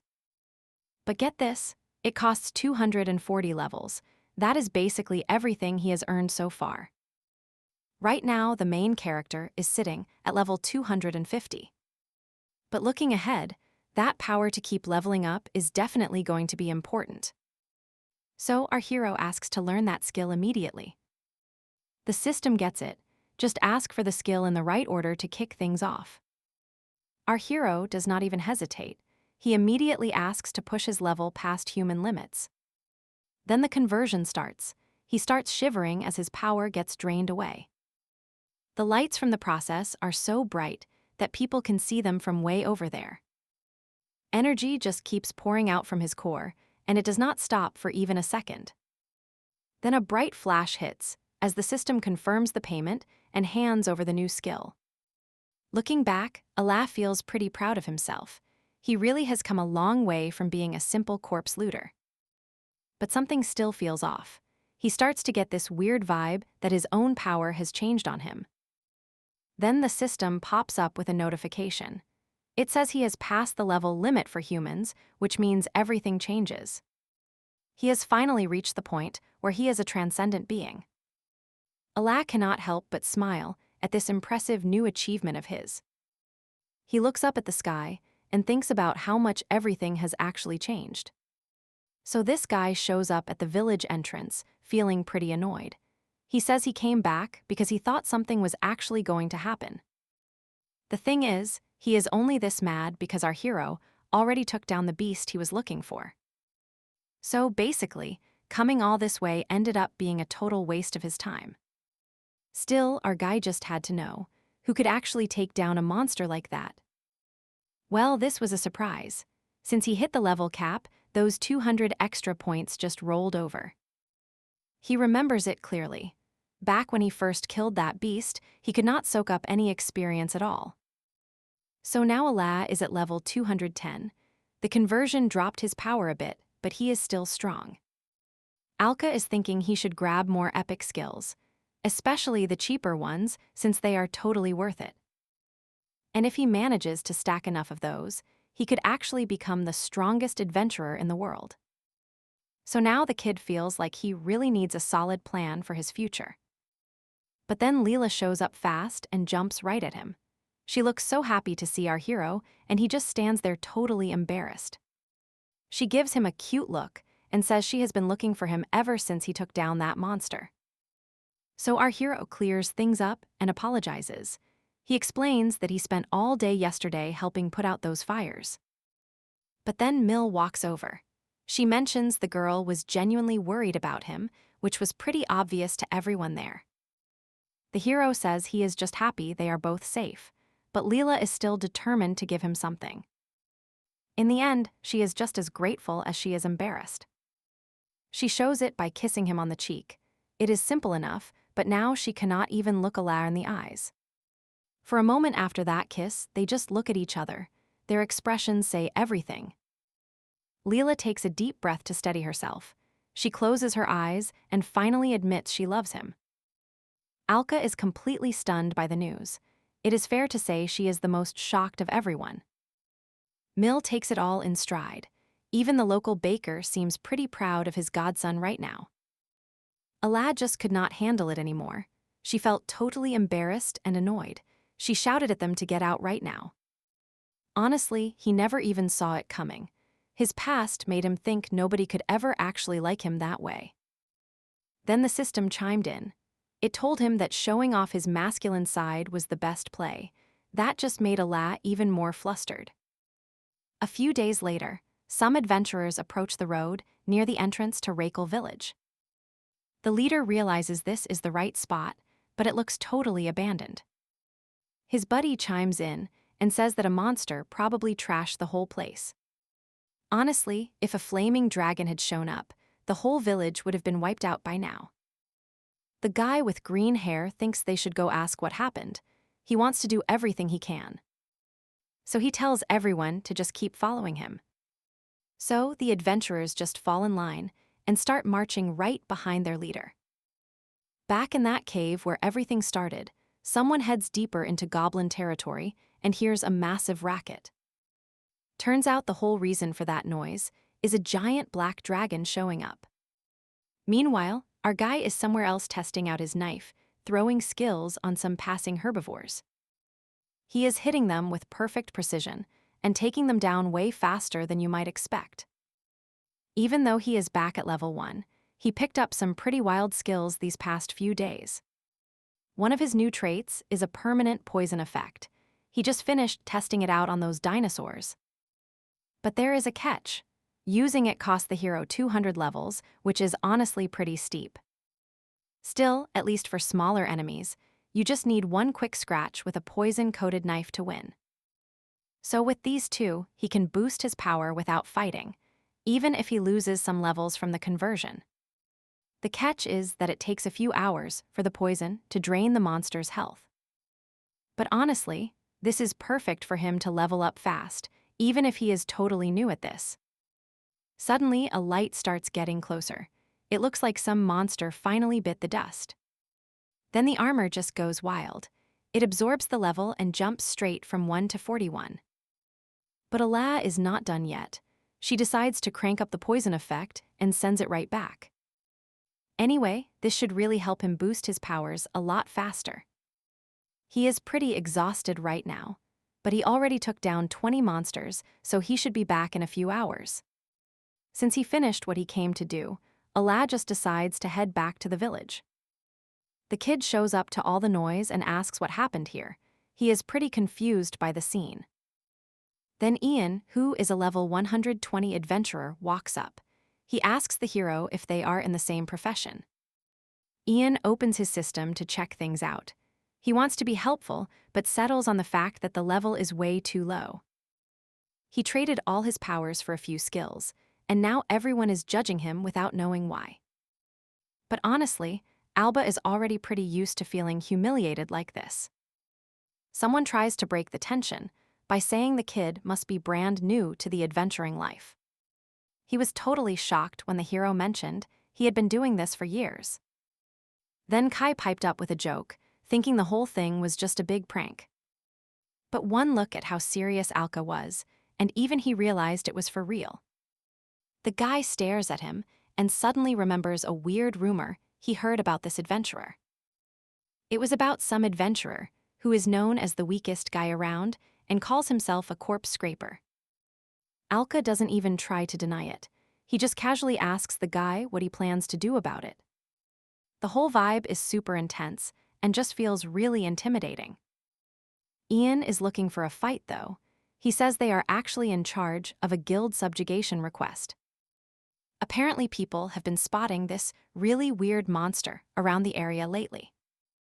He actually confirms it is a black dragon known as the Flaming Dragon.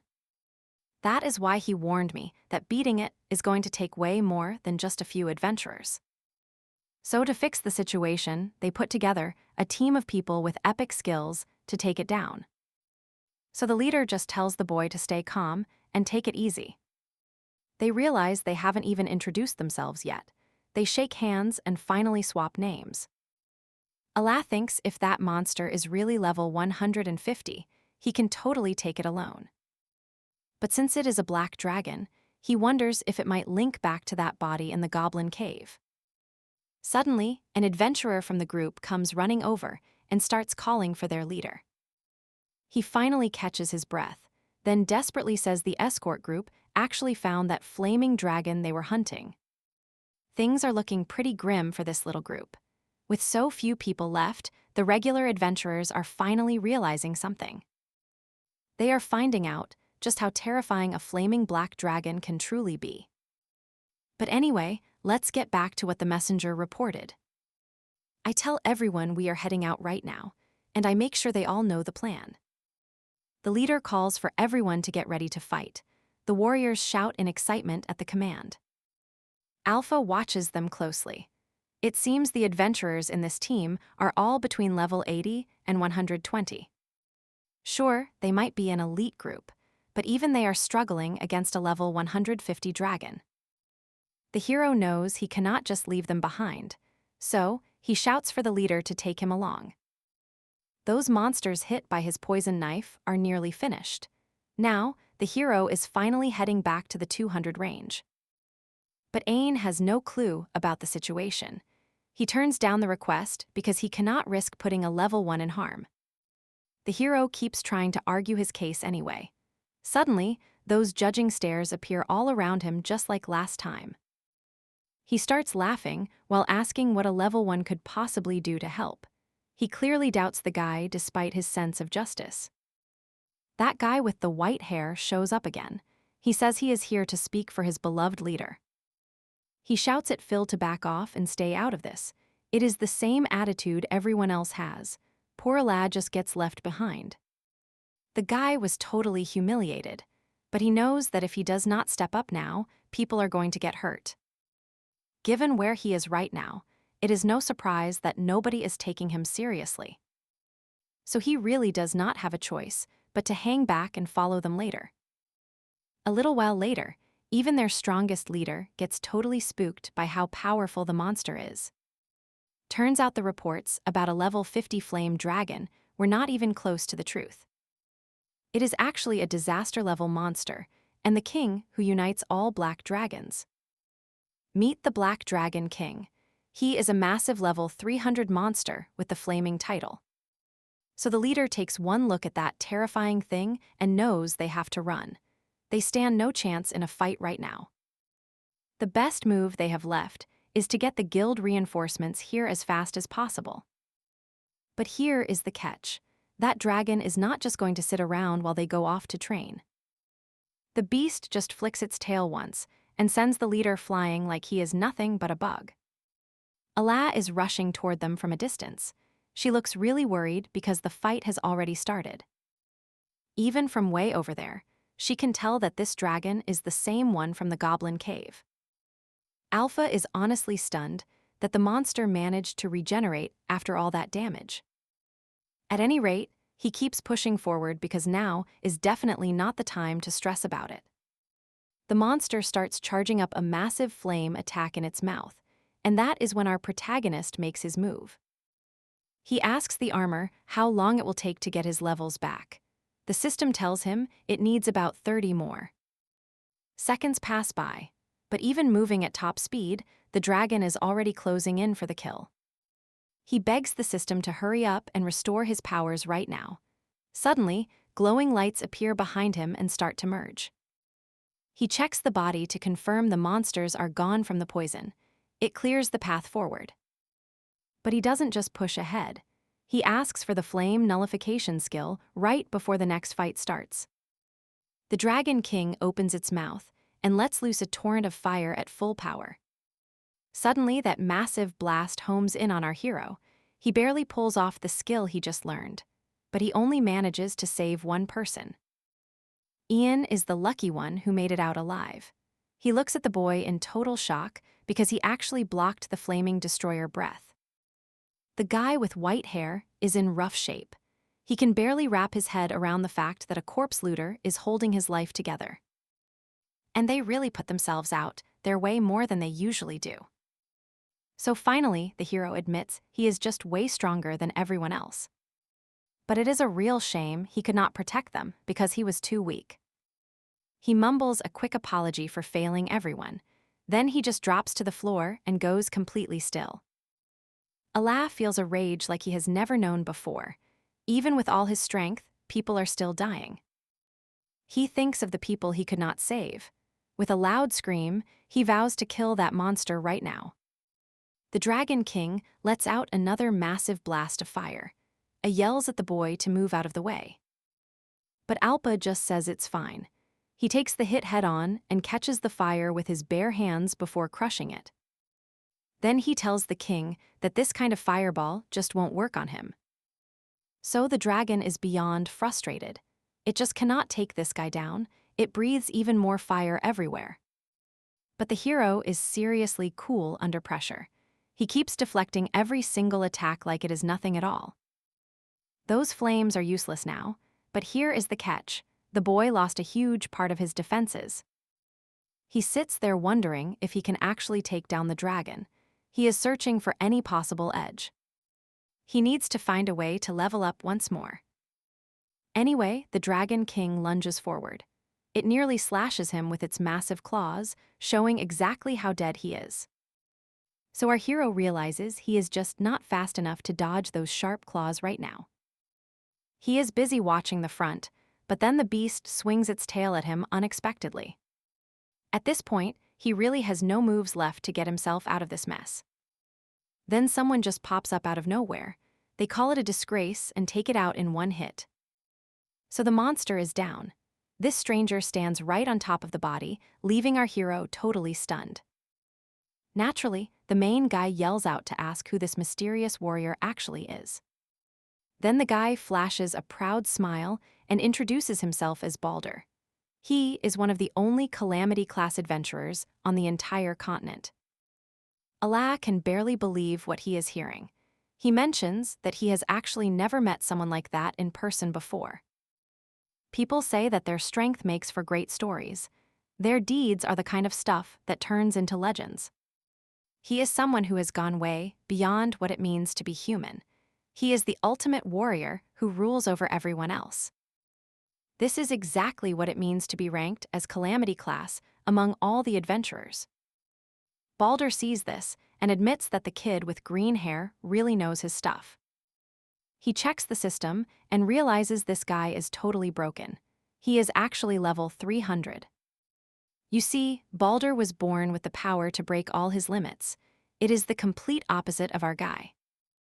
Anyway, he asks if the kid is here to play the hero and save them. That actually really offends the adventurer. He says they have it all wrong. He only came here to find the guy in the black armor. So naturally, he asks what kind of plans they had in mind for him. He checks with the locals. They swear a black-armored hero saved them from that one-eyed monster.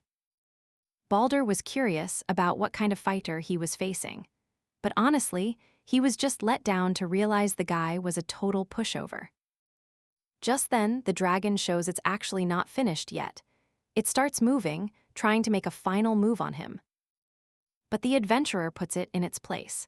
He drives his sword in one more time to finally silence the beast for good. He was just getting started with his speech.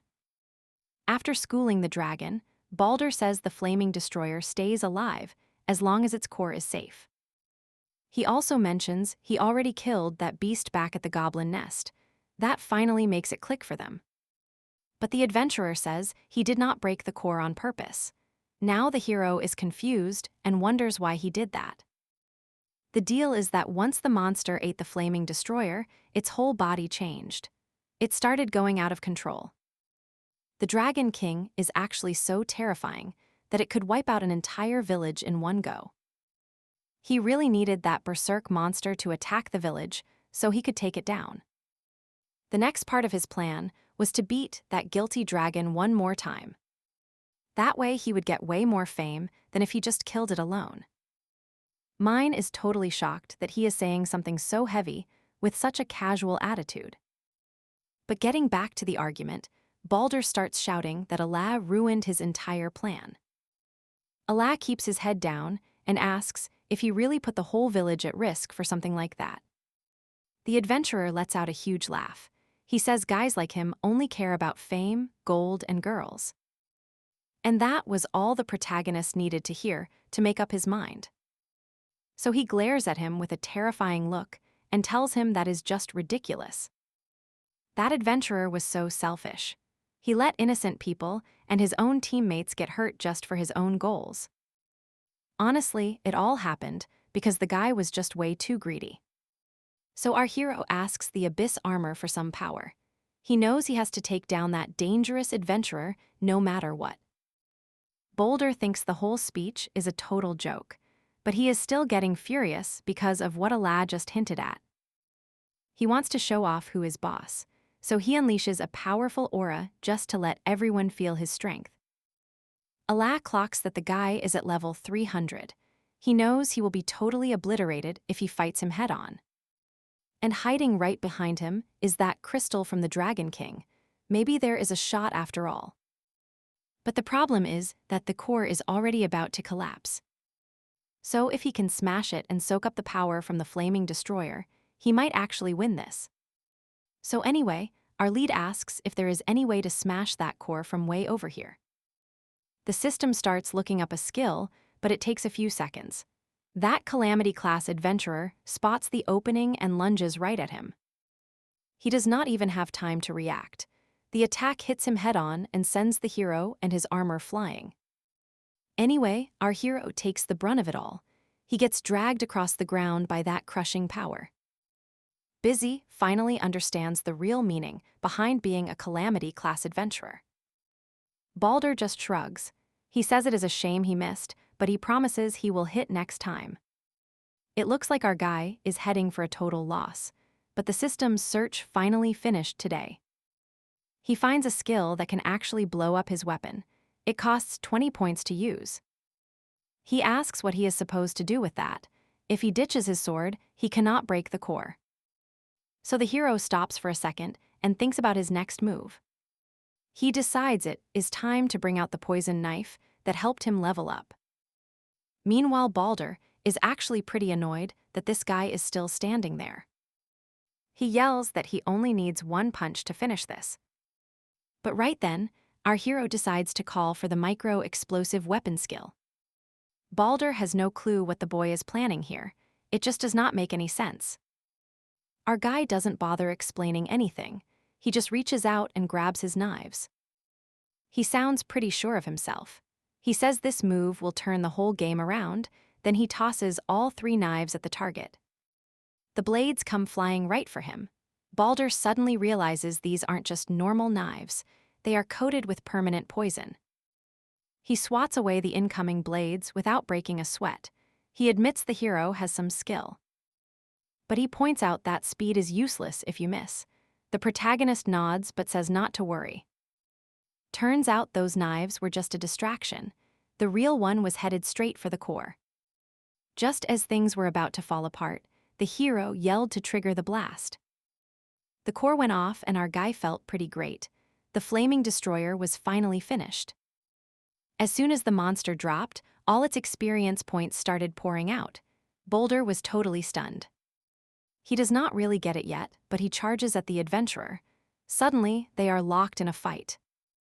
Balder is totally lost here. Only a few minutes ago, the guy was just at level 21. Alpha confirms the warrior was right about that level back then. But things changed because he is at level 301 now. So the warrior finally puts it all together. He is furious because he sees exactly how the kid took down that one-eyed monster. It all comes down to some weird hidden potential. Blinded by rage, the warrior swings his blade with everything he has. The redhead warns him to back off. He says having just one level on him is not going to be nearly enough. You have to realize, he is an adventurer operating at the Calamity class level. Balder slams the ground and shatters it, but he gets a real shock when he looks closer.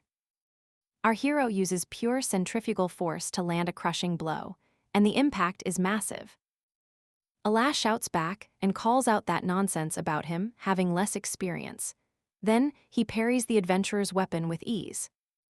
He readies his blade and makes a bold claim.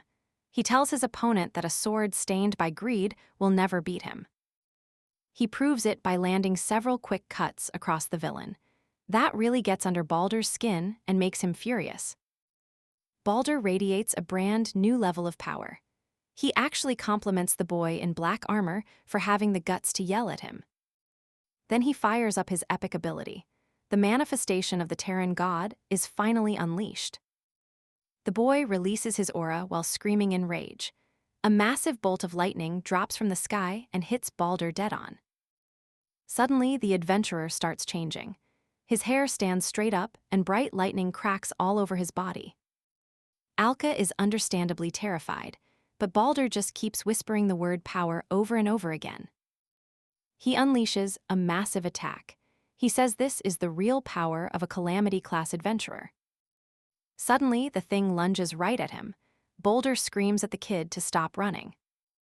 It is super obvious that if this lands, our hero is toast. He dodges with everything he has. But man, he finally gets how strong this tyrant god really is. Alaka thinks he needs to pull out the item he spotted earlier in the skills menu. So he texts back and yells at the system to grant him the ability. Balder sees this and immediately charges at him. Just as the hit is about to land, a shield pops up to block it. It is actually protecting him right now. He lets the boy take the full hit. The poor kid slumps right onto his back on the ground. He sounds genuinely torn up about it. He sighs that if he had just killed the Dragon King earlier, all his friends might still be here. And because he feels that way, he starts sobbing. He begs our hero to get revenge for his fallen squad. Allah agrees to do it. He managed to get through to them just because of how sincere he was. This time, he makes a rather bold request for the curse of the black armor. Balder keeps on attacking without a break and tells Allah to just shut up already. This huge surge of energy is headed right for him. The system warns that he can use the ability just once. It asks for his final word on the matter. He gives the green light without a second thought. The system confirms everything. The price is one whole level, plus he can toss in an extra level if he feels like it. So while he is busy defending himself, he tells the system to go ahead and pay that extra level cost. To get this new ability, he hands over all 300 of his levels. The system confirms it right away. And then the conversion happens in an instant. It seriously feels like a gift dropped straight down from the heavens. Ain is just watching this whole mess go down. He has no clue what's happening. He finally asks who this guy even is. Of course, as soon as that conversion finishes, the hero is back down to level 1. It happens every single time. Balder is watching the whole thing, too. Now he is actually getting really curious about what the protagonist just pulled off. He takes a quick look at the hero status window. Suddenly, he just starts laughing. He realizes he is already back to the start. The adventurer assumes this is the best the kid can do. He charges in with everything he has, fully expecting to send the boy to the afterlife. But he is seriously mistaken. The hero just wanted to make sure he took Balder down with him. Right then, the curse of the black armor kicks into gear. The redhead jumps back. Suddenly, some seriously evil energy starts surging right out of Alka's body. The energy moves fast. It wraps around the adventurer and pins him down from every direction. He has only been under its influence for a moment, but he already feels his power slipping away. Then the hero speaks up. He claims this is all because of the curse of the black armor. It has a nasty trick. Every time you pay an extra level cost, it drains the same amount from your opponent. But honestly, even if Balder tries to fight back, it just won't change a thing. The cost went up by 299 levels. So, that's exactly what they're taking from the adventurer now. The hero puts on a super serious face. He asks the adventurer how many levels he thinks are left. A greedy guy like him just cannot wrap his head around it. He starts screaming and begging for his life. The hero just gives him a proud little smile. He says it is actually pretty simple to understand. Because right now, both he and the adventurer are back to being level 1. Balder drops right out of the sky and hits the ground hard. He is still struggling to process that this is actually happening. He starts shouting at the air, desperate to pull up his magic display window. But the truth is right there in front of him. That great calamity-ranked adventurer has finally been knocked all the way down to level 1. Seriously, the guy had never been this angry before. But even at level 1, he gritted his teeth and swore he would not lose. He was still a calamity-class adventurer after all, even if he was feeling pretty weak. Or so he liked to tell himself. But the hero showed up out of nowhere and landed a perfect hit. Then he reminded everyone about that guy in Rakel village who got busted for looting corpses. This guy was born with a weird condition. He could never gain experience and never leveled up. But the story sounded like total nonsense to Balder. He shouted at Allah to stop messing around and swung his sword. Anyway, Allah just kept going with the story. He said the man remained at level 1 his entire life. He finally wraps up the story. It is a real shame that Balder ended up as totally opposite to him. Because the guy looting the bodies was the hero. He really knew how to fight at level 1 better than anyone. With his arm missing, the adventurer's wound starts bleeding like crazy. Balder is still stuck under that tyrant of God ability. He manages to stay on his feet though. But for the main character, that is all he needs. The fight is basically over at this point. Balder is way too proud to just give up. He runs in and tries a sneak attack from behind. Our guy is really losing patience with this warrior now. The man can barely keep his cool, and it is honestly getting annoying to watch. Allah finishes disarming him in a heartbeat, but the guy keeps trying to fight back, so he gets a few quick cuts for his trouble. The adventurer decides to take it all without dodging anymore. A second later, he just hits the ground and stays there for good. A few seconds pass, and Ian manages to get back on his feet. He walks over to have a chat. He tells our hero he is incredibly grateful. He truly means it when he thanks him for avenging his fallen friends. But our guy just gives him a smile. He tells him there really is no need for any thanks. Truth is, he could not forgive him either. He would have started that fight regardless of any request. And Alka gets all serious again. It looks like things are not quite over yet. Balder gathers up his remaining strength. He shouts one last time at the boy in black armor. Right now, he has to face the reality that he lost his arm. He also lost his powers as a calamity-class adventurer. He really does not like this idea, but he knows it. Other strong folks are bound to figure out what happens soon. If he just vanishes, his fellow calamity-class companions are going to get curious. They will definitely hunt for the truth. Honestly, at the end of the day, these people are just really hard to figure out. But Balder warns him that someone else is going to step in soon. He says sooner or later, it will all be finished. Alka just shrugs that off. He says if another calamity-class adventurer wants a fight, they have to take down everyone standing in his way. Balder lets out a laugh. He really hopes that our guy keeps that same confidence going forward. Anyway, he has lost way too much blood by now. Suddenly, something starts to glow and the adventurer says his final goodbye. Ain suddenly screams that he has a teleportation item. Our hero takes off running fast. He is not about to let this guy slip away. Balder catches his attention and warns him.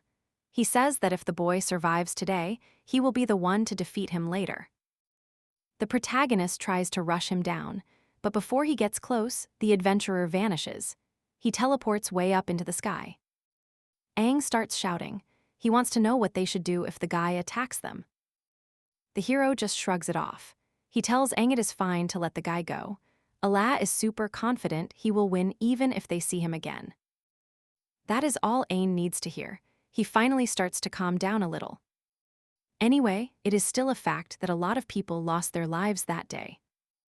Ain says he has to report all the crazy stuff that happened back to his home city. Then our lead just up and apologizes. The adventurer is totally stunned. It turns out he needs the kid for a favor. So the adventurer asks Allah if he is really sure about his choice. But the guy just shrugs and says he has already made up his mind. They both seem relieved now that the plan is set for him to finally leave the village. Just a few seconds ago, the protagonist asked for a favor. Ain was honestly wondering what someone that strong could possibly need. But he never expected that the guy would ask to be taken to another city. To be fair, the hero would have preferred to just keep living as an adventurer in this village. But after that whole mess, the Calamity-class adventurers have actually started keeping an eye on him. So Alcat is pretty worried that someone like Boulder might show up again. He really wants to protect his home. He is terrified of the place where he was born, getting caught up in all that trouble once more. He totally gets why that choice is on the table, so the green-haired kid just accepts it. The flaming destroyer is finally gone, so Ain pulls out a necklace with a magical communication stone. He used it to call for some adventurers to come and deal with the mess left behind. The boy is gone, but those warriors are sticking around to guard the village. It is safe for the moment. The two of them walk through the city. Mel is watching from afar. She looks really worried and rushes over to them. Right now, the pair reaches the uncle's bakery. The place is closed for some reason. The old man is nowhere to be found. A man asks the hero if there is anyone he needs to say goodbye to, and Allah confirms he has someone. So the guy with the green hair suggests that they should just leave on another day. But Allah still decides to head out early. He knows saying goodbye to everyone would just be way too hard. That includes his uncle, along with his friends Mil and Leela. In the end, he just cannot bring himself to say goodbye. He thinks staying close to him will only get them hurt. So the two adventurers finally pull up to the city gates. Before they head off, Ain drops a bit of a warning. He says that once he goes, it is not going to be easy to turn back. But the hero just says he has no second thoughts about it. That is all he needs to walk away without even looking back. He was just about to head out when his uncle called his name. Right then, the old man told him there was no reason to be sad about leaving. It turns out his uncle had heard he was getting ready for a trip. So he figured he would just bake some bread for him. The uncle handed him the bread and Alka apologized for leaving the village without a word. But the old man asked our hero once more to give him a really happy smile. He knows there has to be a solid reason for leaving this place behind. The truth is, the old man has been keeping an eye on the hero since day one. So he asks for just one smile from the kid, who finally understands what it means. Being passed, Alka smiles and says goodbye with affection.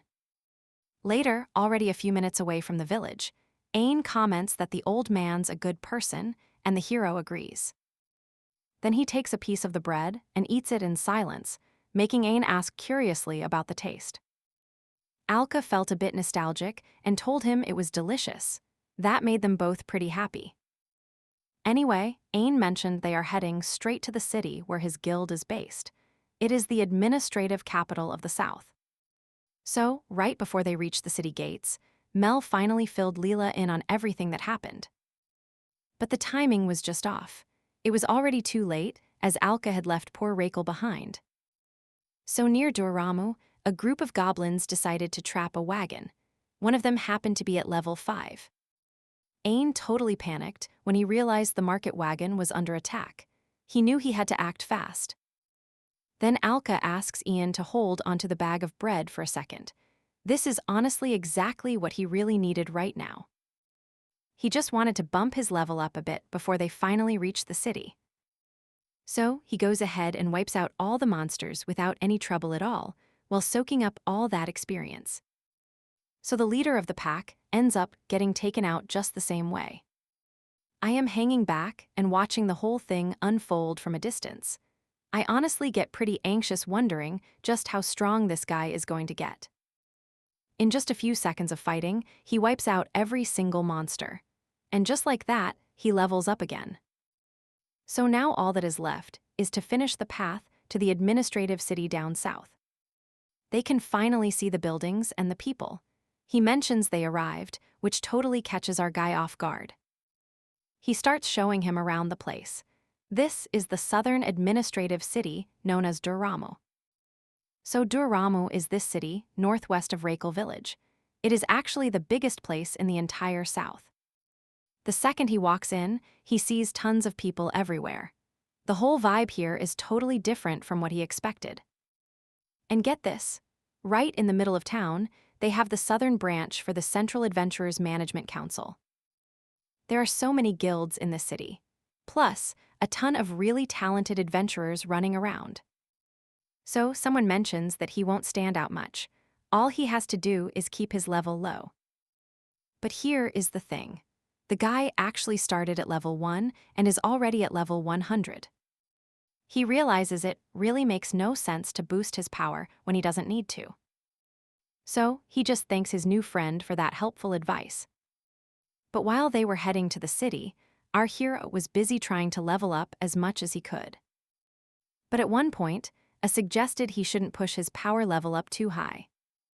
After all, showing up with way too much power would just draw all the wrong attention. I mean, if he walked through the city at level 300, everyone in Doramo would be talking about the new Calamity class adventurer. Plus, if they find out he took down Boulder, he could end up in a real mess. He might be forced into a fight he isn't ready for yet. There are plenty of Calamity class adventurers who are just plain trouble. It is honestly much safer if he stays under the radar for now. Ain wants to prove his point. After the scrap with the goblins, he spots a tiny bunny shivering in the grass. He points out that adventurers really have no reason to be fighting each other.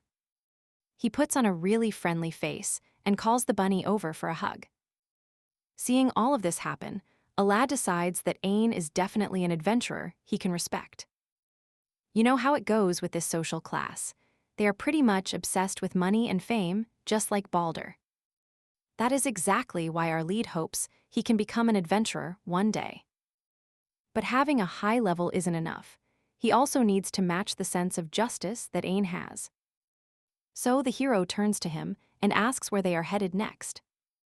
Ain apologizes for forgetting to mention it earlier. He says they need to stop by the Central Management Council to report everything. But then the boy's expression turns dark. That sudden change makes our hero really start to doubt him. So now we are inside the Central Adventurers Council headquarters. A staff member walks up to the desk to greet them. But Ain just tells her that he already sent in his report through a magic message. She gives him a sweet smile anyway. She asks him to tell her what this completed mission was all about. Ain doesn't even hesitate. He tells her he killed the Dragon King from Reykjavik village. The receptionist is totally floored. It is a massive mission after all. She snaps out of it and rushes to get his reward. Soon enough, she drops 4 heavy bags of gold on the counter. The staff member explains the rules for this commission. All the money taken from the victims goes straight to the survivors.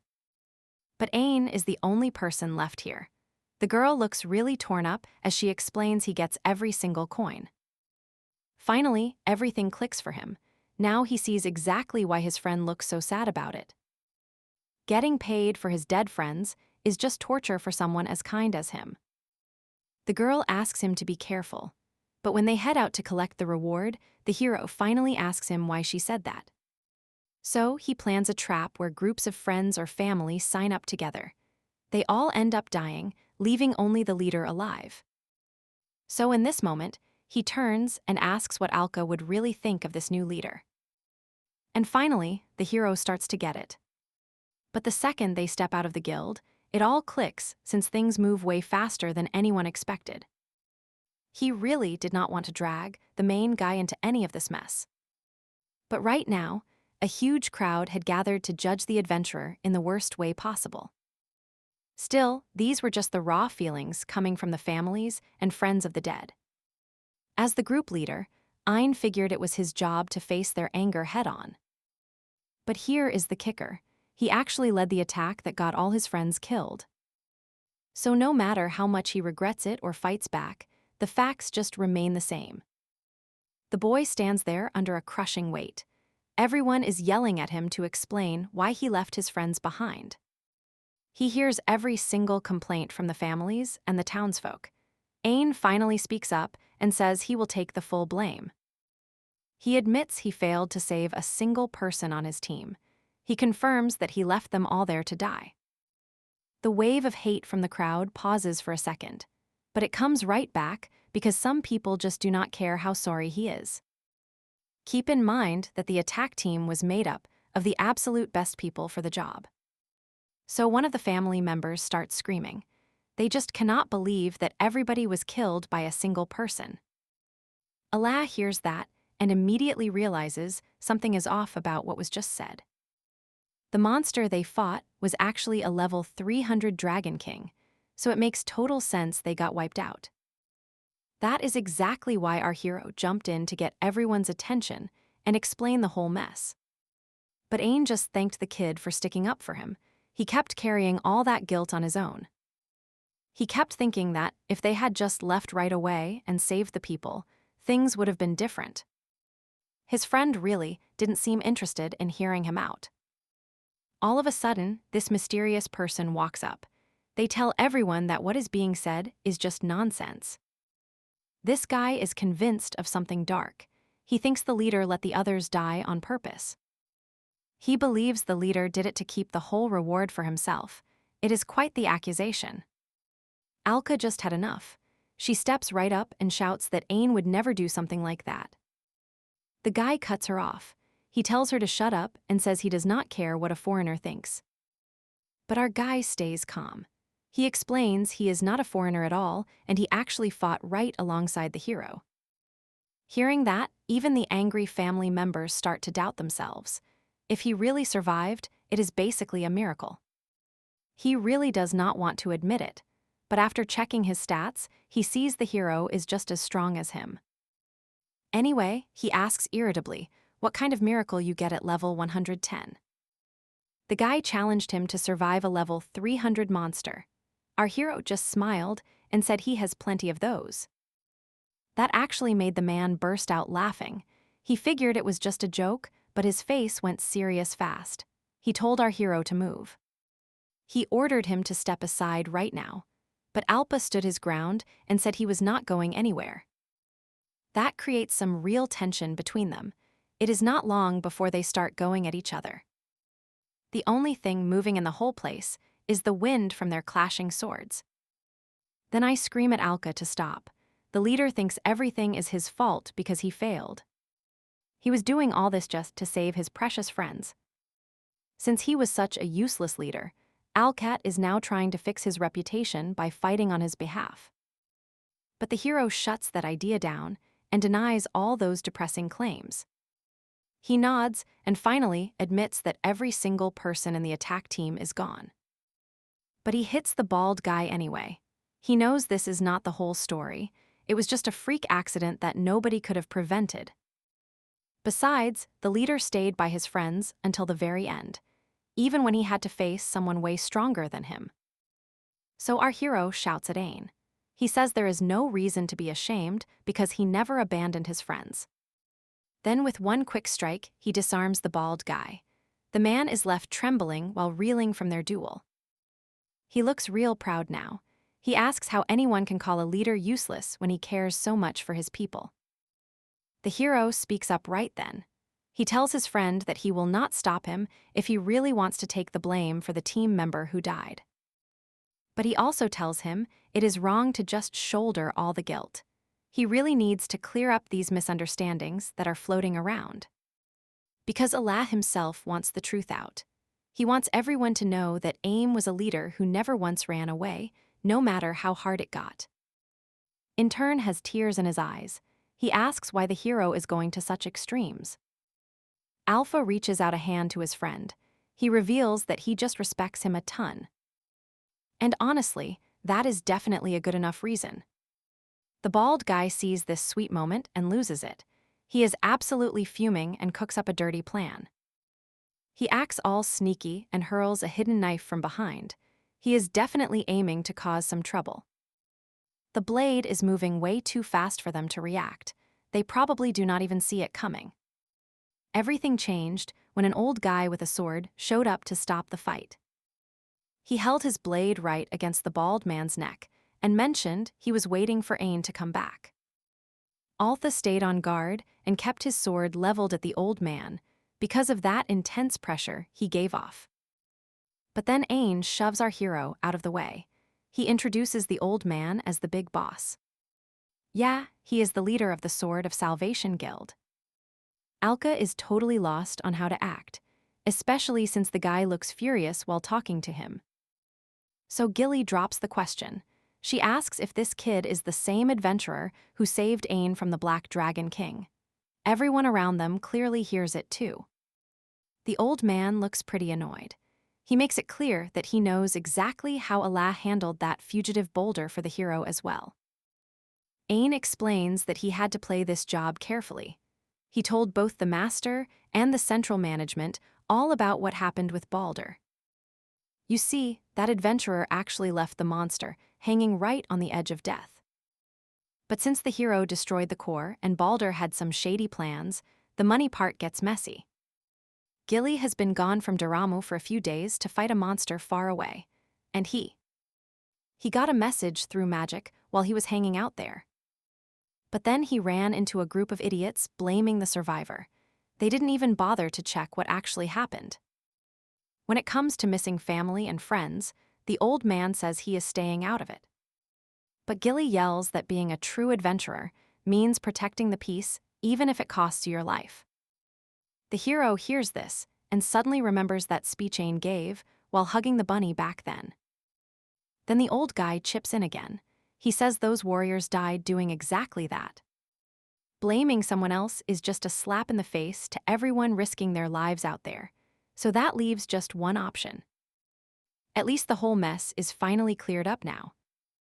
Our hero asks if Gilly is actually with them. Ain says yes, but warns them he is not exactly a soft person. Everything clicks into place when it is time to scold Ain. Gilly just walks in and kicks the boy out of the guild. Naturally, our hero loses his temper over that. As for the kid, he just looks absolutely crushed. The old man is not hearing it, though. He says even if it is a misunderstanding, being incompetent is no excuse. So the leader is totally incompetent and got his whole team wiped out. He honestly can't stay on the Sword of Salvation team anymore. Everyone was pretty mad at first, but the hero eventually gets it. This is just how things go when you are the most powerful guild around. They are really proud of their reputation. Ain just accepts the terms without putting up a fight, but he does have one request before he leaves. The truth is he really wants the protagonist to join the Sword of Salvation. Alka is honestly stunned when the former leader starts singing his praises. He calls him a super promising adventurer who belongs in their ranks. Then he smiles and tells him not to sweat it. Even if he gets kicked out, his future is totally set. Suddenly, Alas shouts that he has to refuse. This leaves his companion totally confused. Allah realizes that getting Ain kicked out of the Sword of Salvation might be unavoidable. But our guy cuts straight to the point. He says any guild that dumps good members like that is not a place for him. He tries calling him Alka. Then the old leader starts listing off all the perks he will get if he joins up. He also makes it pretty clear that if you want to keep being an adventurer, you really have to join a guild. So he decides he will just build one himself. That way, the two of them can finally join up together. So the two boys spent some time walking all over the city looking for a spot. They were finally searching for the perfect location to set up the Hero Guild headquarters. But when they actually arrived, their faces just dropped. The place looked nothing like they expected. Alka asks if this is really the right spot, but Ain just gives her a confident smile. So they end up deciding this place will serve as their base for the time being. it is not just the starting point for our hero. It is also a fresh start for Ain, despite all the baggage he is carrying. Day is actually pretty happy that the hero picked him for his new guild. To be fair, this place does not look much different from back home. The hero announced he was starting his own guild. He turned his eyes toward Ain right after the boy got kicked out. He recruited the kid right there on the spot. It was a weird move, but Gilly kept quiet and did not say a word. Back in the present, he admits he still has a ton to learn from Ain. So, he asks the kid to show him the ropes so he can become a legendary adventurer. They shake hands on it and decide to put the past behind them. It is honestly the start of a whole new chapter. Alka walks right into the new guild headquarters and says they really need to fix this place up. But she has to remind him that they aren't official yet, and they don't have any money anyway. He is just happy they grabbed a bit of the reward money, since most of it was already gone. They decided to give away the money for beating the flame destroyer to the families of all the fallen adventurers. Turns out that was the former leader's plan all along, right from the moment he walked in to collect the reward. So in the end, there is basically nothing left for the two of them but a few measly gold coins. The main guy opens up a cabinet and dust just poofs everywhere. He starts coughing like crazy, and it really bugs Ian. So Alpha realizes pretty fast that they have bigger things to worry about right now. He grabs a bucket and a mop in a hurry. The boys get ready to scrub the whole place down. Ain tells the hero to watch his step, but it is already too late. He slips on the wet floor and lands hard on his back. A mop falls right on top of him. Even in a moment like this, Allah keeps his head up. He just laughs at his own bad luck. Honestly, he is not worried. As long as he can use level draining, he just needs to keep on fighting. Honestly, for the main characters, a day like this isn't even that bad. Just then, a pair of people show up right in front of the guild. They swing the gate open and ask to come in. It turns out to be Mill and Leela from Rakel Village. That was a total surprise. Mill turns around and starts shouting. He wants to know how the hero could just leave them behind like that. Leela joins in and agrees with him. So in the end, both of them decide to corner the protagonist. They really want an explanation for everything that is happening. Meanwhile, the sun is up and things are getting chaotic. A bunch of knights are sprinting everywhere because there is a serious emergency. They walk up to the castle entrance and start calling out for help at the west gate. One of the warriors shouts for the city guards, but they just look back in total confusion. The real danger was already here. A massive monster showed up and it brought an entire army. This terrifying monster showed up right in front of the city guards. It looked exactly like a giant spider. The beast had already snatched up a local warrior. He was trapped in its claws. The poor guy was crying and begging for help, but the monster killed him instantly and ate him right there. The sounds coming from that thing left all the warriors feeling pretty terrified.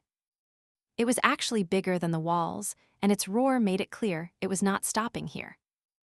Back at the new guild headquarters, the girls are asking again why he took off without saying anything. Allah starts thinking about a good excuse to get out of this mess. But then there is a sharp knock at the door, and it grabs everyone's attention. It is an urgent report from outside, since a massive monster just showed up at the west gate. A desperate warrior is shouting at the top of his lungs. He wants any nearby adventurer to get over there fast. So Allah calls up his friend. Once the guy hears what is happening, he says they really need to go right now. Alpa turns to the girls then. He tells them he will explain why they are leaving the village a little later on. He tells them to just stay put for now. He needs to handle this mess himself. It is his first real job in the southern city of Doramo. Meanwhile, over at the west gate, everyone loses all hope. The sheer number of monsters is just insane. Honestly, this thing just popped up right in front of Doramo out of nowhere. It turns out the leader of this tiny army is a cursed being at level 210. Bill, that bald guy from before, steps up to fight these level 20 skeletons and just cleans house. He handles everything without any trouble at all. But there was a catch. The more he destroyed, the more skeletons kept showing up to fight him. Even then, Bill presses forward with full power. He wipes out another entire horde with just one hit. Once he finishes them off, the bald guy checks with a guard about where Gilly is.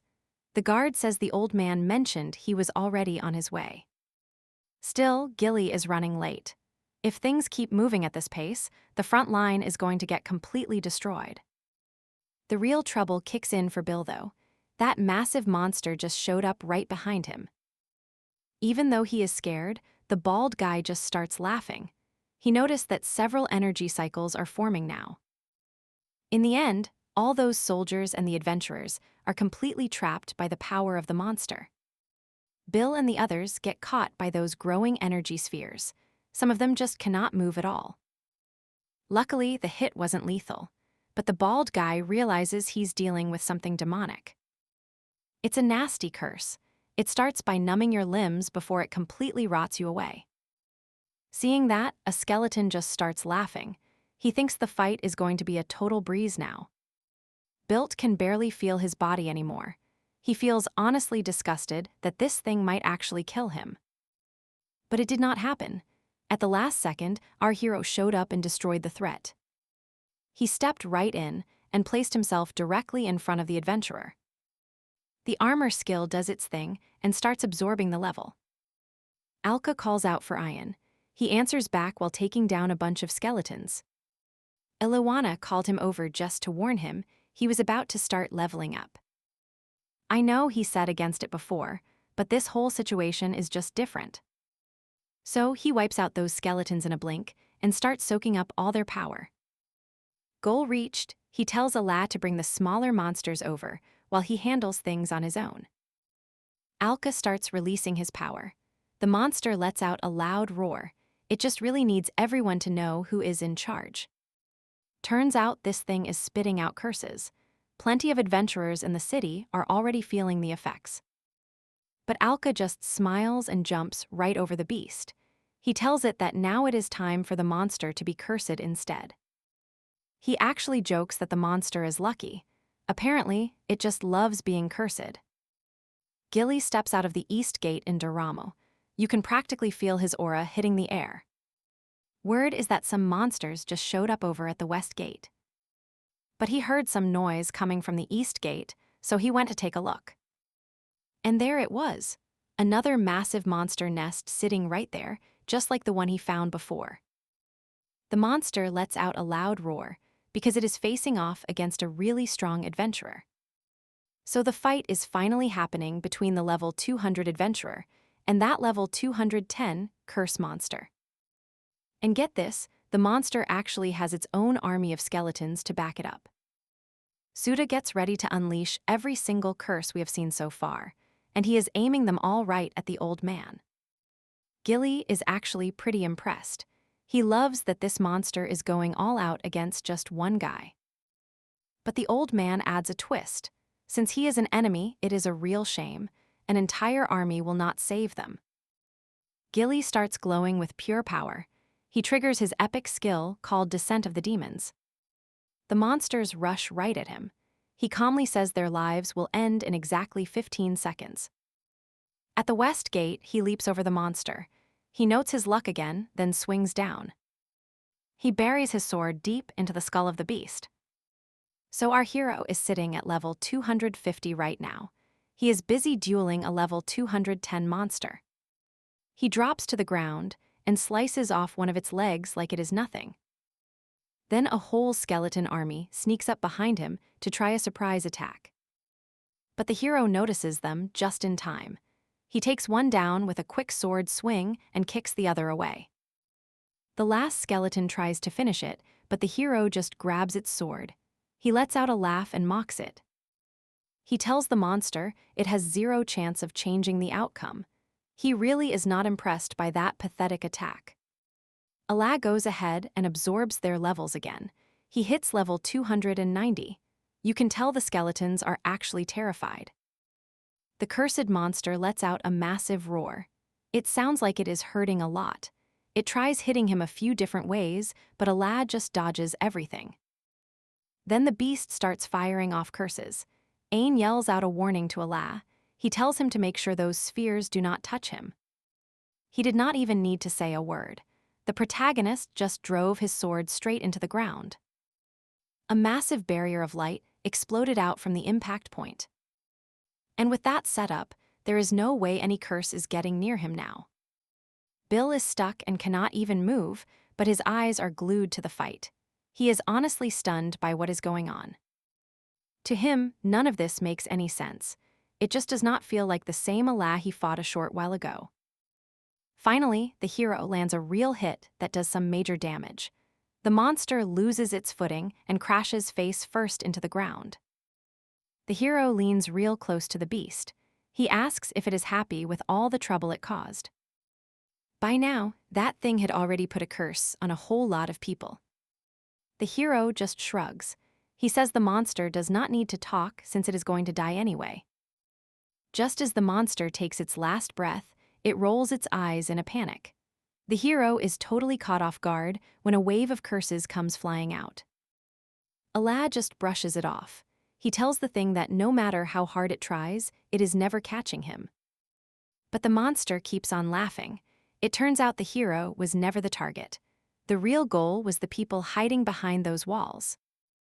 Alpa totally realized too late that he had let his guard down. And just like that, he quickly takes down the monster. But all those curses are still active, and they are headed straight for Dormammu City. All of a sudden, the city folks looked up and saw those curses swarming across the sky. That was the exact moment our hero realized he had completely missed the monster's real goal. He took down the cursed beast and grabbed the armor owner's levels, hitting level 500.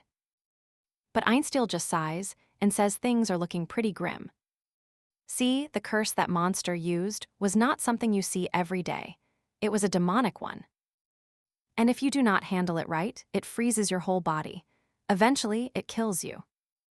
Ain is certain that tons of people in Dormammu have already been hit by that dark energy.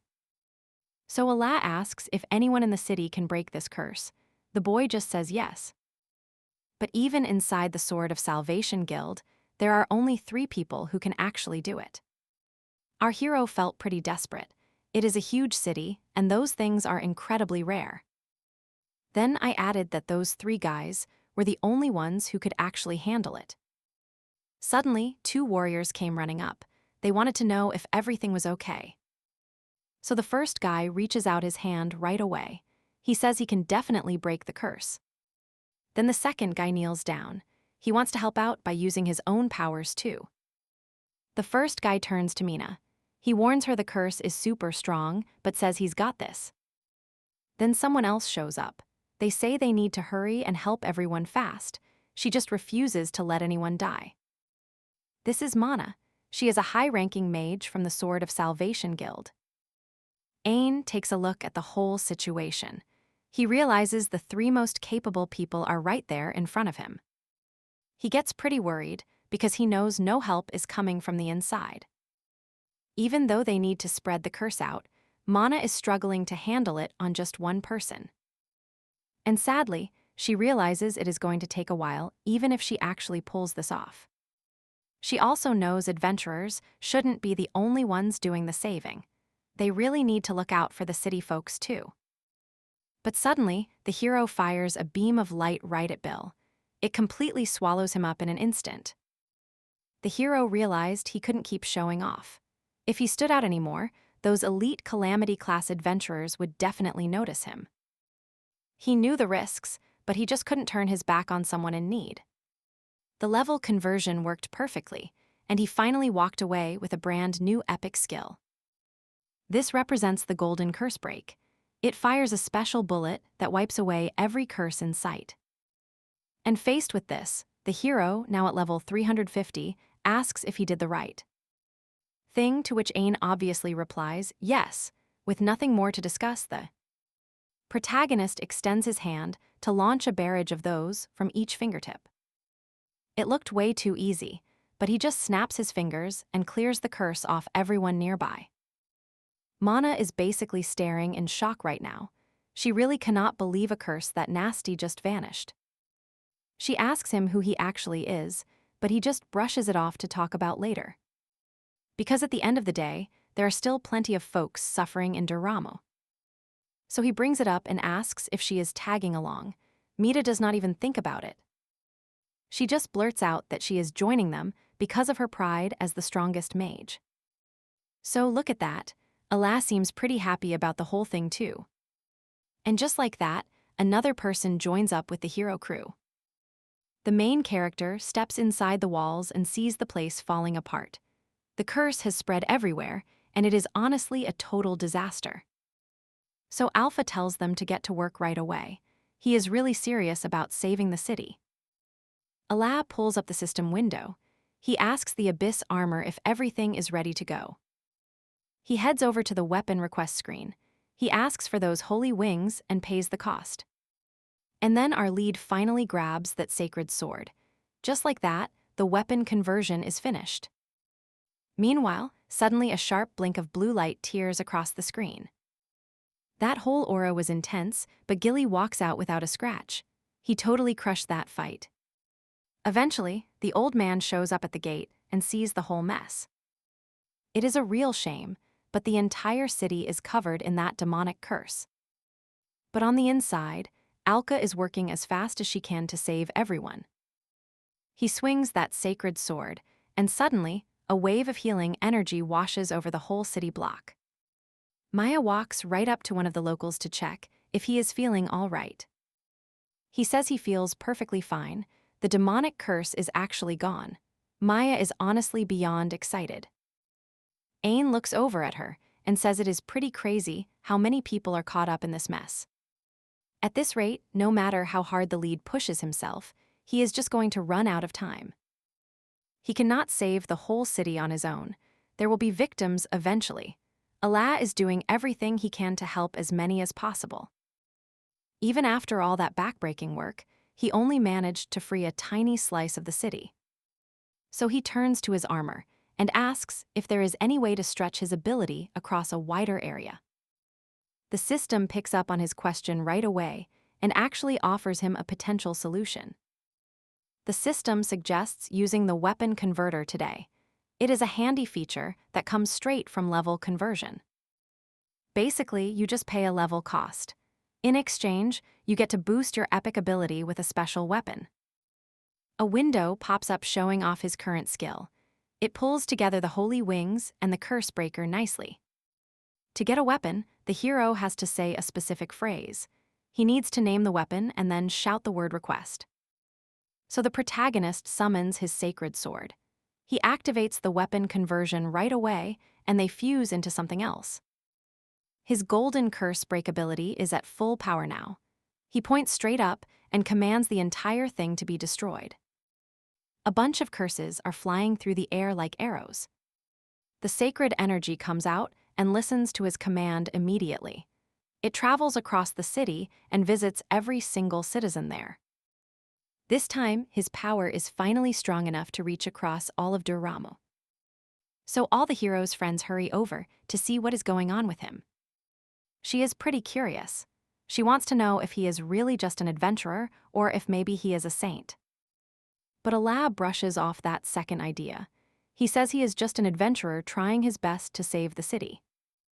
So anyway, Ala gives him a call. He says they really need to talk about everything happening right now. It is our hero, and man, he definitely went a little overboard this time. Alka sounds pretty cold about it. He knows it was for the city, but if he keeps going like this, the whole village is going to catch on. Then our hero gets super desperate and just asks what he is supposed to do. But this time, the boy looks over at the one person who might actually fix this mess. And he does not even think twice about it before suggesting they ask Mana for a hand. A bit later, a crowd gathers right outside the main headquarters.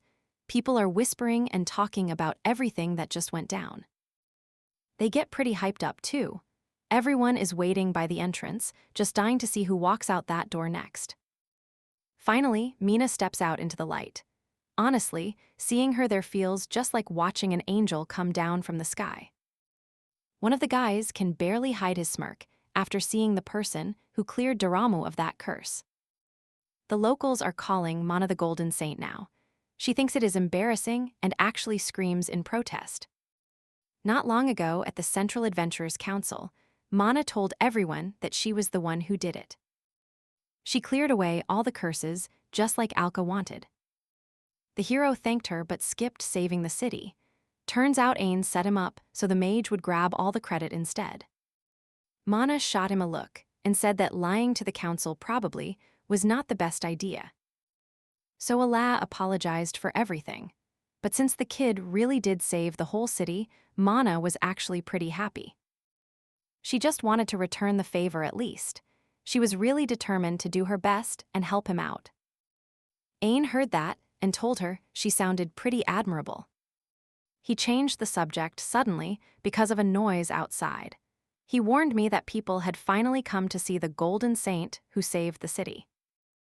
Menace is screaming at him not to call her that, but Ain insists it is super important for her to keep up the appearance of being just a simple girl. There is nothing weird about her being the savior after all. That is exactly why they have to give the strongest performance of their lives right now. If they can convince everyone in Daramo that she is the Golden Saint who saved them, it will work. That should definitely help keep all the spotlight away from Allah for a while. And to pull this off, the adventurer says they are planning a pretty wild performance. Mina is totally confused. She never heard a word about any performance. Allah wonders if his friend is actually sure. Then Ain just smiles. He says that with the hero power, he can make everyone believe the story. The girl was not expecting something this big, but I did not care, so I just grabbed her. Then in a quieter spot, he told her he wanted her to be the golden light that saved the city. Allah is going to fire a bunch of golden projectiles at her. That will give her a golden shield for a bit. The plan sounds almost too easy, but Mina asks if they really mean she is going to be the hero apologizes and admits she is right. He promises that whatever this is, it is perfectly harmless. Anyway, he tells her that if she really wants to stop, he is totally cool with that. But since she already promised to help, Mayo speaks up again. She says she is ready to do whatever it takes. He still sounds pretty doubtful and asks her if she is really sure about this. She does not say a word back, so he just keeps it simple and thanks her. He wants to honor her determination, so he promises to give it his absolute best. Suddenly, he fires an energy blast that goes straight for the girl's hat. The hero releases his golden magic that breaks curses out into the air. And just like that, Mana shows up outside to see what is happening. While he watches the whole thing unfold, Ain asks the hero if he can move those wings a bit further to the left. Alka tells the boy not to be ridiculous. She reminds him that his powers simply are not meant to be used like that. The hero says he is getting more convinced that N is just someone who really enjoys playing around. So here is the thing. Our main guy really thinks he can fly under the radar this time. But right when he's feeling confident, Gilly suddenly pops up to apologize for the interruption. It catches them both off guard, and they just stare at each other, totally speechless. The old man skips the pleasantries and asks to speak with the hero. Alka just stares at him and asks what this is actually about. Gilly jumps in and tells him to quit playing dumb. She says he already knows exactly why he is here. Turns out the old guy just wants to meet the real hero, who saved Daramu from that nasty demonic curse. The hero sounds a bit worried as he asks if the adventurer knows what is going on. Gilly takes a look at everything happening outside. He says he's not going to judge the methods used here. Most of the citizens in Daramu are clearly distracted by the girl and her little trick. But then the old man cuts in. He notes that the adventurers stationed at the West Gate aren't going to fall for this play. There were also a bunch of people from the Sword of Salvation Guild standing around. Ain asked the old guy not to take their recent actions the wrong way. But Gilly quickly said he was not there to judge them. The adventurer really wanted to know why he showed up. So the old man just looks at them and asks if they saw what went down at the East Gate. He explains that he actually sent a secret team to handle things before they turned into a total mess. But then we find out that, while the cursed one hit the west gate, another one just like it struck the east gate too. The guys start asking if the city took any damage, but Gilly tells our hero to just relax for a minute. He managed to push back the whole army from the east gate all by himself, without a single person getting hurt. Allah is full of praise. She says it makes total sense for the master of the Sword of Salvation Guild to be this skilled. While every adventurer rushed over to the west side, the old man stayed back. He just handled everything on the east side all by himself. Anyway, Gilly gets back to the main point. Since there was a simultaneous attack on both sides, the timing seems way too perfect. So the old man is convinced someone is pulling the strings behind all of this. He is rightfully suspicious of whoever planned such a coordinated move. Actually, Ain realizes that these attacks are pretty weird. The boy was looking at a cursed monster he had never seen before. Driven by his curiosity, he asked the adventurers nearby, but nobody had a clue. The boy is pretty sure that this beast does not live near the city. It is also super weird that such a huge monster just appeared out of nowhere. So the best guess is that someone summoned it right where the attack happened. This means someone used a crazy ability or maybe some magic to plan this city's destruction. And it also means someone is behind it. So, since someone wants to destroy the place, the old man says they have to beef up their defenses right now. That is exactly why he found the boy. He knows everything, and he definitely needs him to set up his plan. We need to get to the guild in Duramu as fast as we can to start working together. Ain just points out that setting up a new guild involves a ton of annoying red tape. But the old guy just shrugs and says he already cut a deal with the Central Council himself. First off, the kid has to fight him one-on-one. He needs to prove he is actually worthy of being a guild master. Then there is a second rule. He just has to finish that first tough task he was given earlier. So Gilly turns to Alcoa and asks if he can really pull that off. So the hero actually agrees to the duel without skipping a beat. The old guy is stoked because this is perfect for him. They head over to the main training area at the Adventure Council. Gilly speaks up and tells everyone they are about to fight. They usually just go with training gear for stuff like this, but he knows that won't show us how strong Alka really is. So the old man is actually suggesting they use real weapons in a fight to the death. To prove he is serious, he lets out all his power, then tells the boy to attack with real intent to kill. And just like before, Appa does not say no. He decides to show some respect for the test. He lets his power loose and tells them he understands the assignment. They stand face to face now. Ain raises his arms to signal the start and finally shouts that the duel is on. Gilly shoots toward his flank like lightning. She is attacking for real, really hoping that this hit lands. Whatever he tries, that blade is not going to kill him. Somehow, he actually pulls off a defense against the attack. He is only at level 100, while Gilly is sitting at double that power. Looking at their level difference, there is no way he can win this test. The boy is sure the old man knows that too. So the real point of the test is not about winning or losing. It is about seeing if he can hold his own. Since that is the case, he decides right then and there that he will prove exactly what he is capable of. Alpha charges forward at full speed. He is yelling his lungs out, but the old man just stands there with a deadpan look. So the hero goes all out. He moves as fast as he can, but the old guy isn't even sweating. He parries the hit and sends the boy's weapon flying. Alpha realizes he is out of options. He decides to quit playing around and summons his sacred sword through weapon conversion. The new weapon lunges at the old man out of nowhere. He moves just in time to avoid getting hit. The hero sees the man is caught off guard.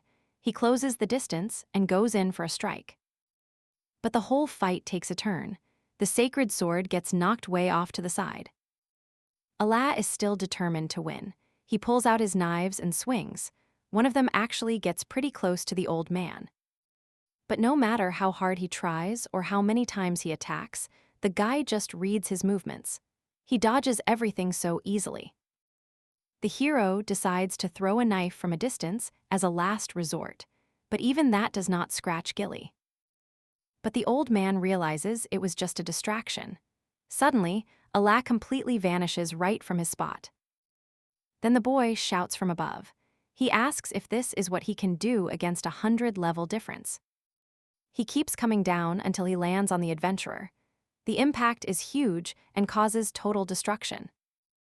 Ain is totally blown away by how much our guy has grown. Forget his actual level for a second. His adventurer skills have honestly improved so much in such a tiny amount of time. This was the absolute best he could do right now. He just has to hope it was enough. But just like that, the old man starts walking right out of the cloud of dust. He is pretty banged up, but he just starts laughing like he lost his mind. I mean, if the level gap was not so huge, that hit would have finished him. Seeing that kind of power is all it takes for Gilly to realize Alka is a serious adventurer. But the fight is not over yet. The old man is prepping one final attack that Alka has to survive. Suddenly the ground starts shaking as this strange killing intent spills out everywhere. Even Ain is getting nervous now. He knows exactly what Gilly is about to do right in front of him. The old man activates his epic ability called Demon's Descent. It gives his power a huge boost. Before he strikes, Gilly tells the boy to hold on with everything he has got. It is serious. Right now, our main guy has no clue what his epic ability actually does.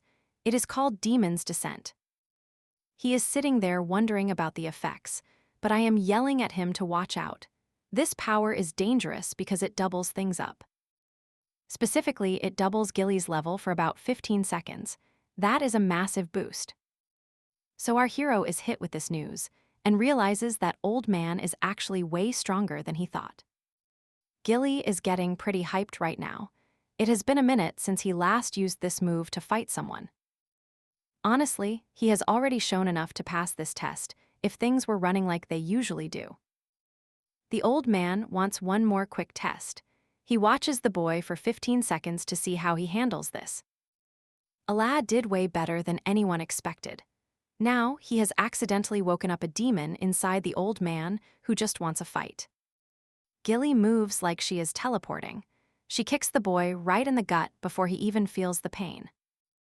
Suddenly, a bright beam of light hits him, and he just vanishes into thin air. The boy goes flying and slams into the wall. You can tell his friend is feeling pretty hopeless now. He doesn't stop there. He keeps crashing through everything in sight until Mina sees him from outside and asks what on earth is going on. The old man has about 10 seconds left before his inner demon rage finally wears off. So he turns to the boy again and challenges him to see if he can actually handle this. In that exact moment, Gilly gets into position. He takes one quick step and launches himself straight at the hero. Alka felt his mind spinning. The poor guy could barely remember what he was even doing here. The clock was down to 8 seconds. That old man marched right up to our hero looking pretty dangerous. Suddenly, it was 7 seconds left. Alka was just about to quit when two people called his name. So we have Leela and Mill. They are just hanging back and watching the whole scene from outside the council. There are only 6 seconds left on the clock. Suddenly, Allah remembers they broke into his base a while back. Now it is the guys turning to cheer for our lead. It actually triggers a memory of Gilly showing up out of nowhere. With only 5 seconds left on the clock, our hero gets all his memories back. He decides to start a guild to keep the city safe. That goal is exactly what motivates him to jump back into the fight.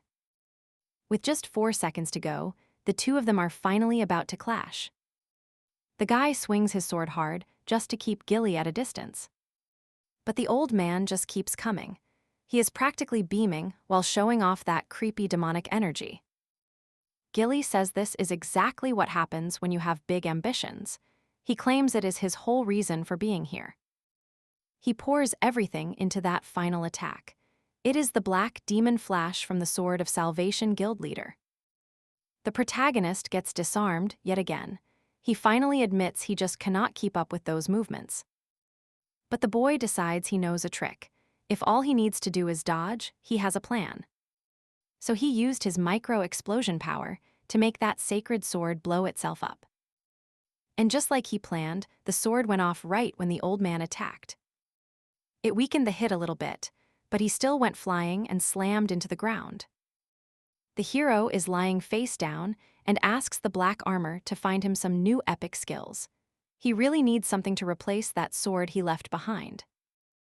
But the system just has to complain. It says using level conversion right now is a really bad idea. He knows the system is right, but he has a fight coming up and he is not going into it without his gear.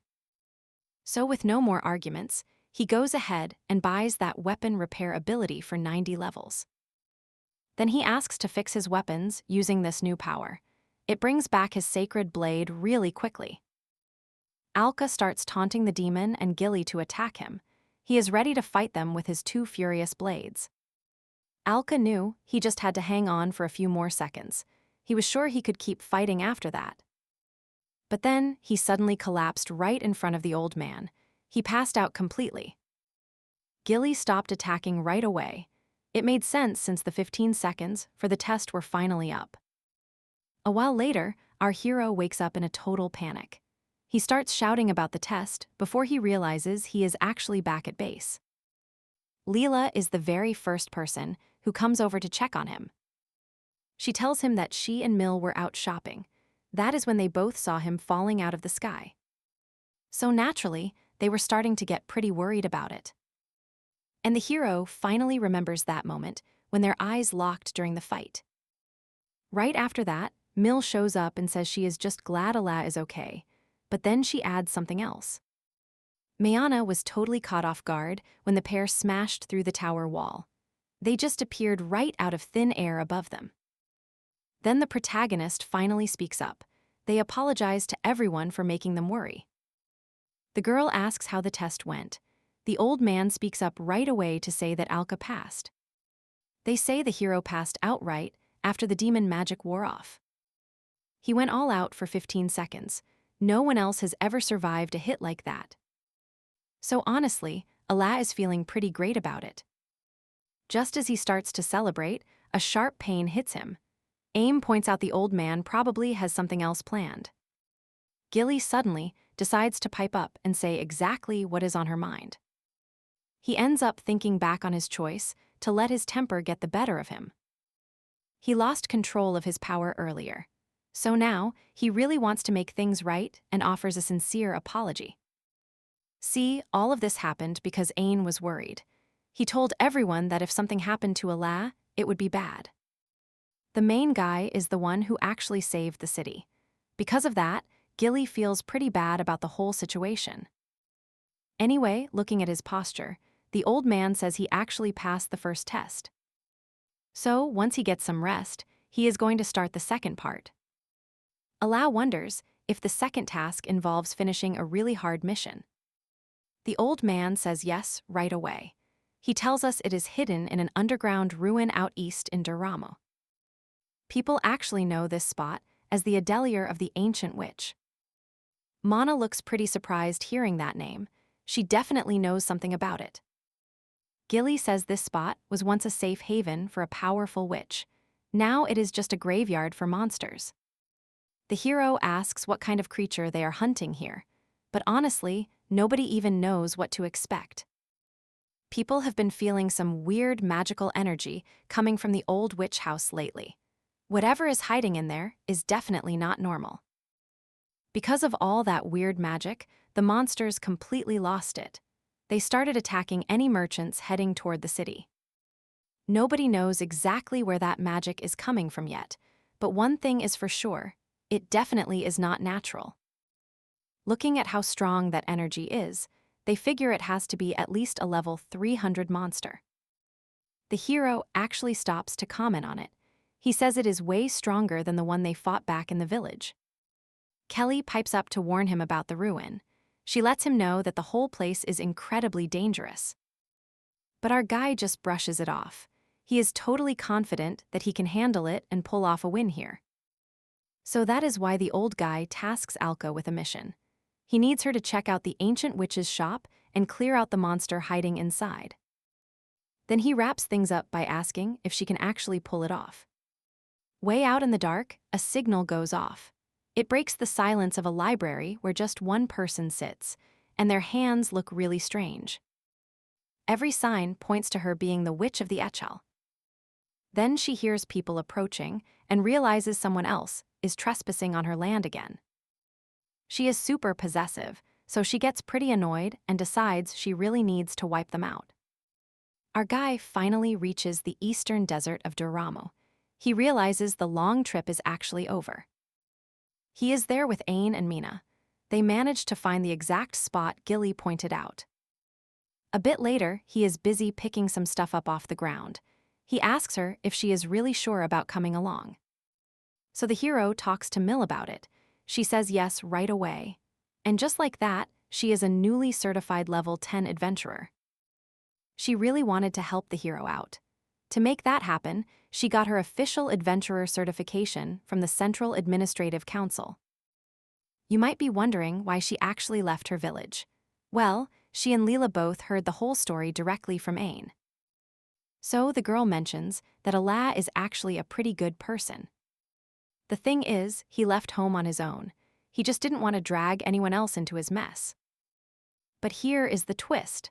Mill wants to get strong now. She thinks that is the only way to stay by his side, which really catches him off guard. Allah tells him that the ancient witch's place is way too dangerous for his level. Mill starts to panic. She just does not get why he is at the same level as her. The hero mentions his absorption power, but then the girl says she has an epic ability too. So just like him, she has to get out there and gain some experience to level up. She needs to take on dangerous missions for that. The boy gets it. He knows it is pretty much the truth. Anyway, Mill is totally convinced that if she ever gets into trouble, someone will have her back. So the hero just decides to stop fighting her on this. Then Ain interrupts them. He asks if our guy is ready to go, and he gets a yes.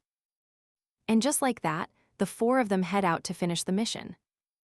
We are heading deeper into the ancient witch's atelier to check out the first layer. Mana is at level 120, and he can tell by the heavy magic that this place is trouble.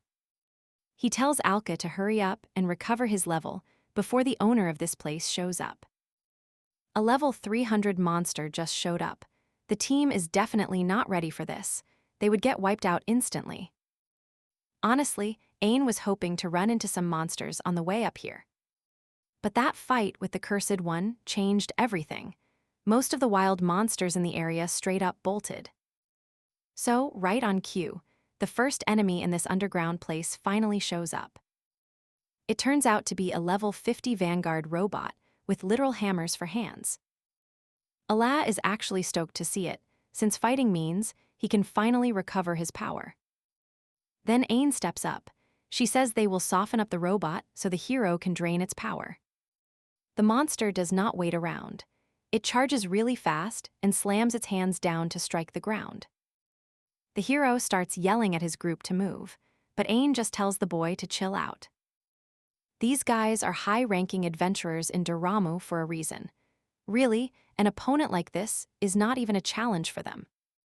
Mina moves right above the robot to get ready for her spell. She actually mocks it, saying that spinning its arms blindly will never land a hit on her. Then she uses her magic to blast those robot arms to pieces. Honestly, it is the perfect setup for the final finish. Now it is time for our guy to strike. He moves in to steal those monster levels for himself. He rushes in at top speed, but it turns out that robot was hiding one final trick. At the very last second, its head shifted into a hammer. It matched the hands perfectly. At this point, there is no escape. She's going to get completely crushed. Mill starts to panic. She knows she has to do something to save the main character. So she stops thinking and draws her dagger. She screams for her special power to give her strength. He uses the lightning fang quick step to move in. The girl suddenly appears right behind him and lands a solid hit on the robot hammerhead. Alas screams in total panic because she is trying to protect him. But since there is such a huge level gap, the girl cannot even scratch the armor. The carriage gets knocked way off to the side. It lands right on top of our hero. He looks up and actually thanks her for the help. He finally realizes that Mills was the one who saved his life. You can tell she is really happy about that moment. He never saw that monster transformation coming. It totally caught him off guard. Still, he takes a second to praise how strong her powers are. The monster just loses it. It lets out a roar and lunges straight at him, trying to land a solid hit. But our guy just sidesteps it. He mocks the beast, saying that Heavy Hammer is way too slow to catch him. And here is the kicker. He actually cannot land the finishing blow because the level gap is just way too massive. So, he starts wondering how he is going to finish off that monster for good. Ma calls out from behind him, warning that those robots usually keep an energy core under their armor. The hero asks how they can get past the plates, then decides it is easy. He says they just need to tear the armor right off. He doesn't really offer an explanation. He just gives a warning that things are about to get pretty wild. The robot tries to attack again, but Mina is already there and lands a solid blow to its head. She makes it crystal clear that she's stepping up to support the adventurer. I finally got close enough. I used my bare hands to pry the metal armor open right at the cracks. The whole thing basically came apart without any trouble, and there it was. The robot's central energy core was totally exposed. The monster was still trying to move, though. I had to yell for the hero to hurry up right then. Alpha gets the hint and charges straight ahead. He slams his sword into the core until it cracks open. Winning that fight pays off. Our guy levels up and hits 60 again. Allah is actually pretty impressed. Who knew you could level up by eating a mechanical puppet? Mina points out something interesting. She says the robot is actually a magical monster that controls the puppet. Basically, an automaton can function all on its own. It just uses magic as its personal power source. It makes sense because it is just an artificial creature powered by magic. That actually makes things easier for our main character. Mills suddenly yells at the group to pay close attention. 2 more robots are coming our way right now. But our guy is finally back at level 60. He charges ahead because he can actually fight properly now. With that first strike, he slams one robot into the other one. It triggers a huge domino effect. His punch hits hard enough to crack one of them. He wastes no time and stabs the core with his weapon. Just like that, the owner of the Abyss armor hits level 110. The second monster tries to strike back, but the Saint wings activate and bring him to safety. Alab brushes everything off easily. He tells them there is no point in playing any more games. He handles it without a hitch. He knocks those robot arms flying and just wrecks the thing in one hit. With that, the armor owner hits level 160. That is a lot higher than when he first stepped into this cave. The trouble started when a sudden feeling of danger kicked in. A bunch of projectiles were heading right his way. Mina stepped in front of the boy to shield him from the hits. She scolded him for letting his guard down like that. Then a second wave of robots showed up. There were way more of them this time, and they were packed with serious weapons. The system finishes scanning for any nearby hostile life forms. These robots are also level 50, but they fall under the assault category. They start the cleanup as ordered. Luckily, a magical barrier keeps all 4 group members safe. Even with low individual levels, the sheer amount of enemies makes their combined power dangerous. There is a signal going out to the units, letting them know the targets are high level. Because of that, you really need to stay alert and keep your guard up today. Ain cuts through the chaos by pointing everyone toward a safe spot. They take off down the long hallway and do not look back for a second. But the gap in their levels really shows now, as Milk starts to tire out faster than the others. He spots the enemies closing in fast. He steps right up to hold them off so she can keep running. Alka plants his feet and gets ready. Time to switch weapons and settle this. He pulls out his 2 best blades. Then he starts batting those incoming projectiles away like it is nothing. He is not just kicking them away. He is actually slicing through any that get too close. Alka pulls in every robot's focus. He asks them if they honestly think they can take him down. He finds the whole idea laughable, even with their massive numbers working against him. Whoever is behind these automatons is getting pretty annoyed by all this. One of them suddenly splits open its stomach. The hero is totally shocked to see a massive energy container inside. Slowly but surely, a huge amount of power starts gathering right in the core. He did not see it coming, but he stayed hopeful. When the beam fired, he barely managed to dodge. It took a ton of effort. Then another blast nearly hit Ala, who was hiding behind a wall. Well, that was not great. All the hiding spots were getting destroyed right in front of them.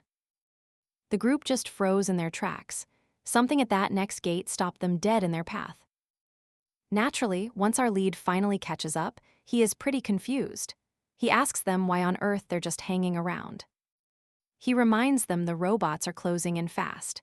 If they keep standing still, they are definitely going to get caught. The answer is actually pretty simple. It turns out they just hit a dead end. Ala completely panics because she cannot believe it. Meanwhile, the first robot gets ready to strike. Luckily, Mana saw it coming. She throws up a barrier just like she did before. Anyway, the monsters keep closing the distance, and the group is running out of room. Mana steps up to defend everyone with her barrier. Truth be told, she is totally overwhelmed. And things take a turn for the worse when that energy cannon shows up on its stomach. Mana sounds frantic and keeps warning everyone that she just cannot hold them off much longer. So Alka decides the only move left is to step outside and just face them all head-on. But someone warns him that is a bad idea because he is not leveled up enough to survive. So the big question is, how exactly are they going to get out of this place? But then, the hero steps on one specific spot and triggers a pulse of purple energy. Suddenly, a bunch of glowing magic circles start popping up all over the ceiling. Mana is a high-ranking mage. She realizes right away that this is a magic trap. But before anyone could move, the floor gives out. Alka and the others just drop. As they are falling, our main character notices something. The floor did not just collapse on its own.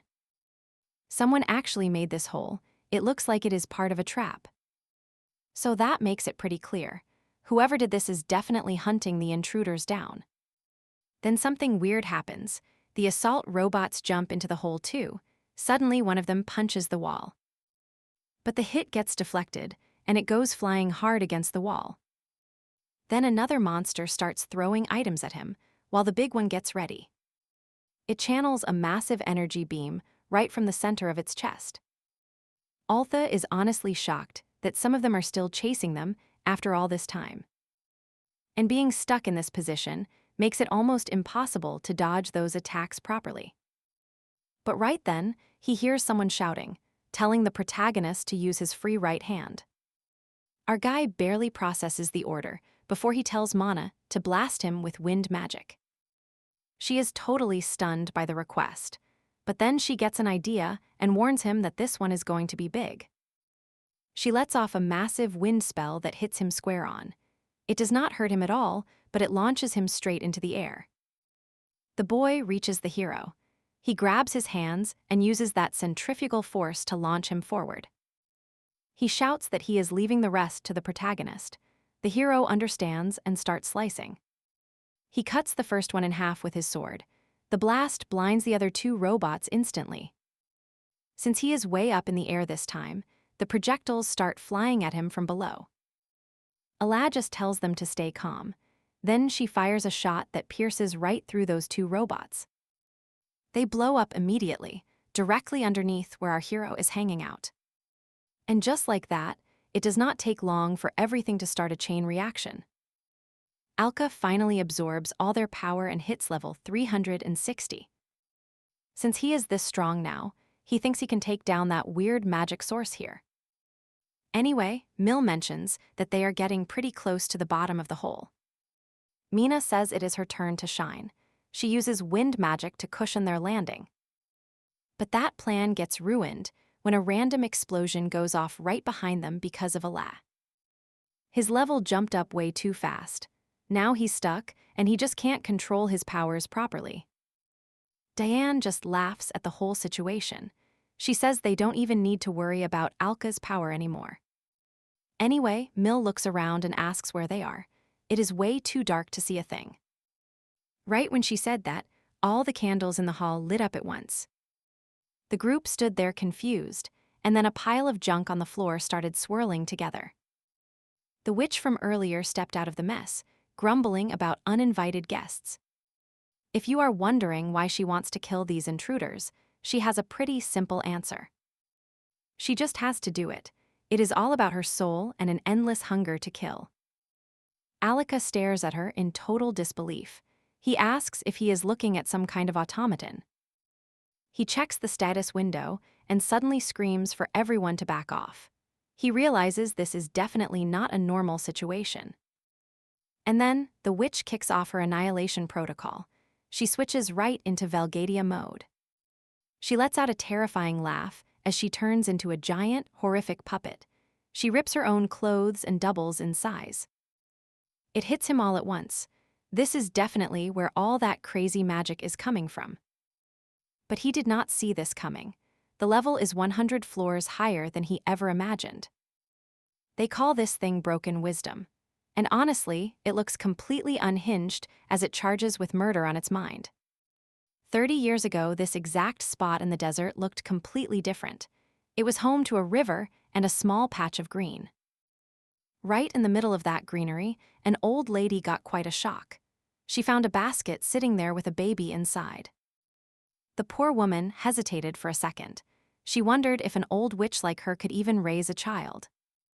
She spent 80 years chasing the truth about magic. She learned so much, but it felt like a waste. That is why she decided that wise people are actually fools. They throw their whole lives away just to reach the top. Finally, the witch says the baby was probably abandoned by parents who were chasing something else too. If she had noticed it, the baby probably would have died out there. That was supposed to be its fate. But then the baby started crying. The old lady thought twice about her principles. She just could not leave a helpless child like that. Since she was raised by an old witch, everyone made sure to stay far away from the poor girl. But even then, the baby really wanted to live, so the witch Begadia offered to take care of it. A few seconds later, she decided the kid's name would be Morimo. That made the baby smile, and it made the old lady beam too. But the past was sweet. Now the puppet is charging forward with blood on its hands. It is full of pure lust and tries to wipe him out for being an intruder. Luckily, he manages to dodge just in time. The monster is slowly losing its mind. It starts carrying different glowing auras in each of its massive fists. So the moment he tries to step forward, one of those hands triggers a fire spell that blocks his way. Before he can even react, another hand swings a sword right at Ala. Every one of those hands starts moving at once. They are mixing magic with blade work to overwhelm him. The puppet leaps right over the hero. Then it uses one hand to whip up some artificial kunai. Just as things look bad, Mana shows up. She throws up a barrier that keeps everyone safe from the incoming projectiles. The monster isn't happy about that. It uses dark magic to conjure a beast with razor-sharp teeth. It smashes through her shield and leaves her totally wiped out. Then the puppet decides to get fancy. It freezes its own blade solid to land an even harder hit on the group. Alka turns to Ian to help stop the monster. It is a close call, but they finally manage to hold off the attack. The puppet starts screaming and asks what it really means to kill someone. The hero tells it to just be quiet because they were the ones who got attacked first. Mill is terrified because she has no idea what that beast is. Mina feels the exact same way. Even with a high level, a puppet just feels wrong. Ain is in the middle of a fight, and he has a hunch about what is going on. About 10 years ago, this place was home to an old witch who could use all kinds of magic. Everyone said she passed away naturally, but maybe she used her magic to live way longer than she should have. He had a gut feeling about this one. this automaton is not just a monster. It is actually the old witch. The two of them combined their strength and threw the puppet away. That gave them a little bit of breathing room. Alat asked if the old witch was really that scary. He told her no. But the truth is, nobody ever reported any actual harm coming to them. Suddenly, the robot starts feeling this awful pain as electric sparks fly everywhere inside it. It mentions that the machine body holding the soul seems to be falling apart. Honestly, this is the perfect time to make a move. Suddenly, dozens of ice walls pop up everywhere. The robot zips across them at high speed until it is right on top of iron. 18 years ago, things were quiet at the old witch workshop. The library was empty, tucked away in a house deep in the forest. Believe it or not, Maramu was busy building a robot, and she was doing it under the watch of the witch Brigadia herself. Brigadia was actually pretty impressed with how interested the girl was in all this weird tech. But to Maramu, it just made perfect sense. She knew her regular magic just would not be enough to beat the master. Still, Brigadia promised that if Maramu kept at it, she could pull it off. She learned a lot and hoped to reach that level one day, but the girl found the path boring. That is why she chose to specialize in ottomans. The witch did not seem to care, but allowed it. After all, she felt that her goddaughter should choose her own path. 10 years ago, Maramu was quite a bit older. The witch was on her deathbed and told the girl not to bring her back. Mimu was clearly feeling desperate. She was absolutely determined to figure out how to put her soul into an automaton. She was only one step away from keeping her mother around. But honestly, that last step still felt like a really long way off.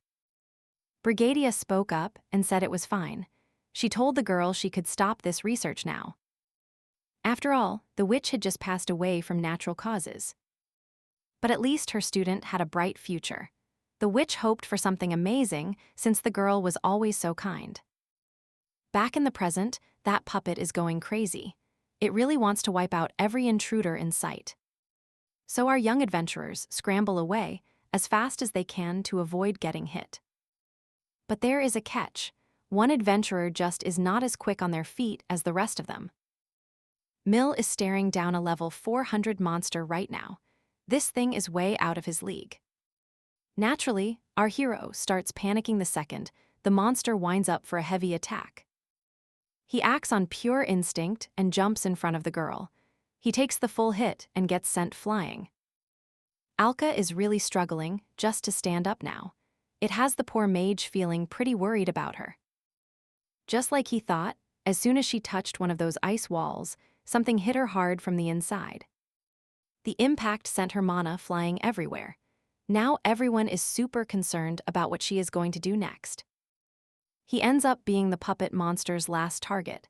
Every time he dodges, he gets hit with new attacks. The attacks are coming in pretty fast, but the monster is just swinging its arms around in a total mess.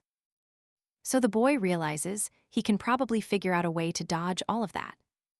Suddenly, someone launches a kick right at him. He did not see that coming at all. He gets hit square and crashes into a bookshelf. The hero is hurt and stuck on the floor. He realizes they are all about to be wiped out. So he forces himself back up to keep fighting. That really gets the monster's full attention now. Then they both charge straight at each other. They are just screaming with all the raw emotion of this fight. Alcat actually lands the first hit this time, but then he notices something about the beast that is honestly terrifying. The puppet started kicking up this massive wave of energy. It just kept going, even after it took a beating. But for some reason, it didn't attack our guy. It just started smashing the ground and hitting itself instead. Then a huge fire roared up around it. When the flames finally cleared, you could see it was really banged up. That just freaks Ala out. She realizes the monster does not care about its own body at all. It is literally melting from the heat, but it just keeps coming at her like a mindless beast. Seeing this insanity, she knows random attacks are not going to cut it. He has to find a way to hit the monster right in its energy core. The only problem is he honestly has no clue how he will pull that off.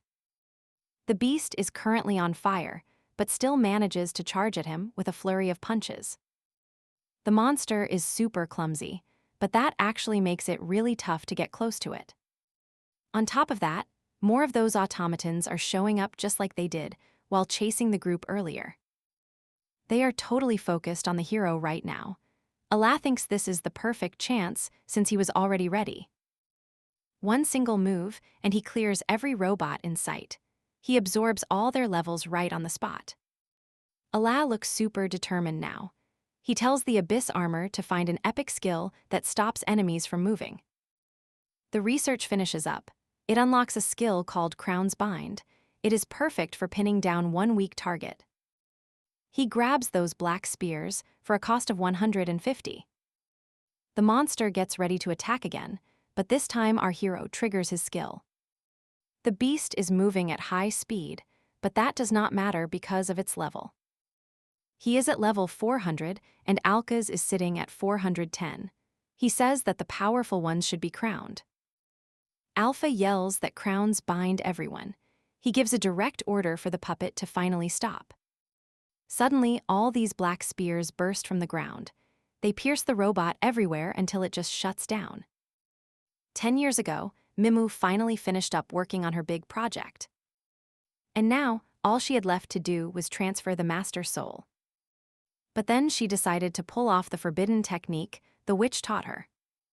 As for Gerber, she would be happy just to stay alive, even while stuck in an automaton body. But the only thing that really mattered right now was that every single part of the technique was ready.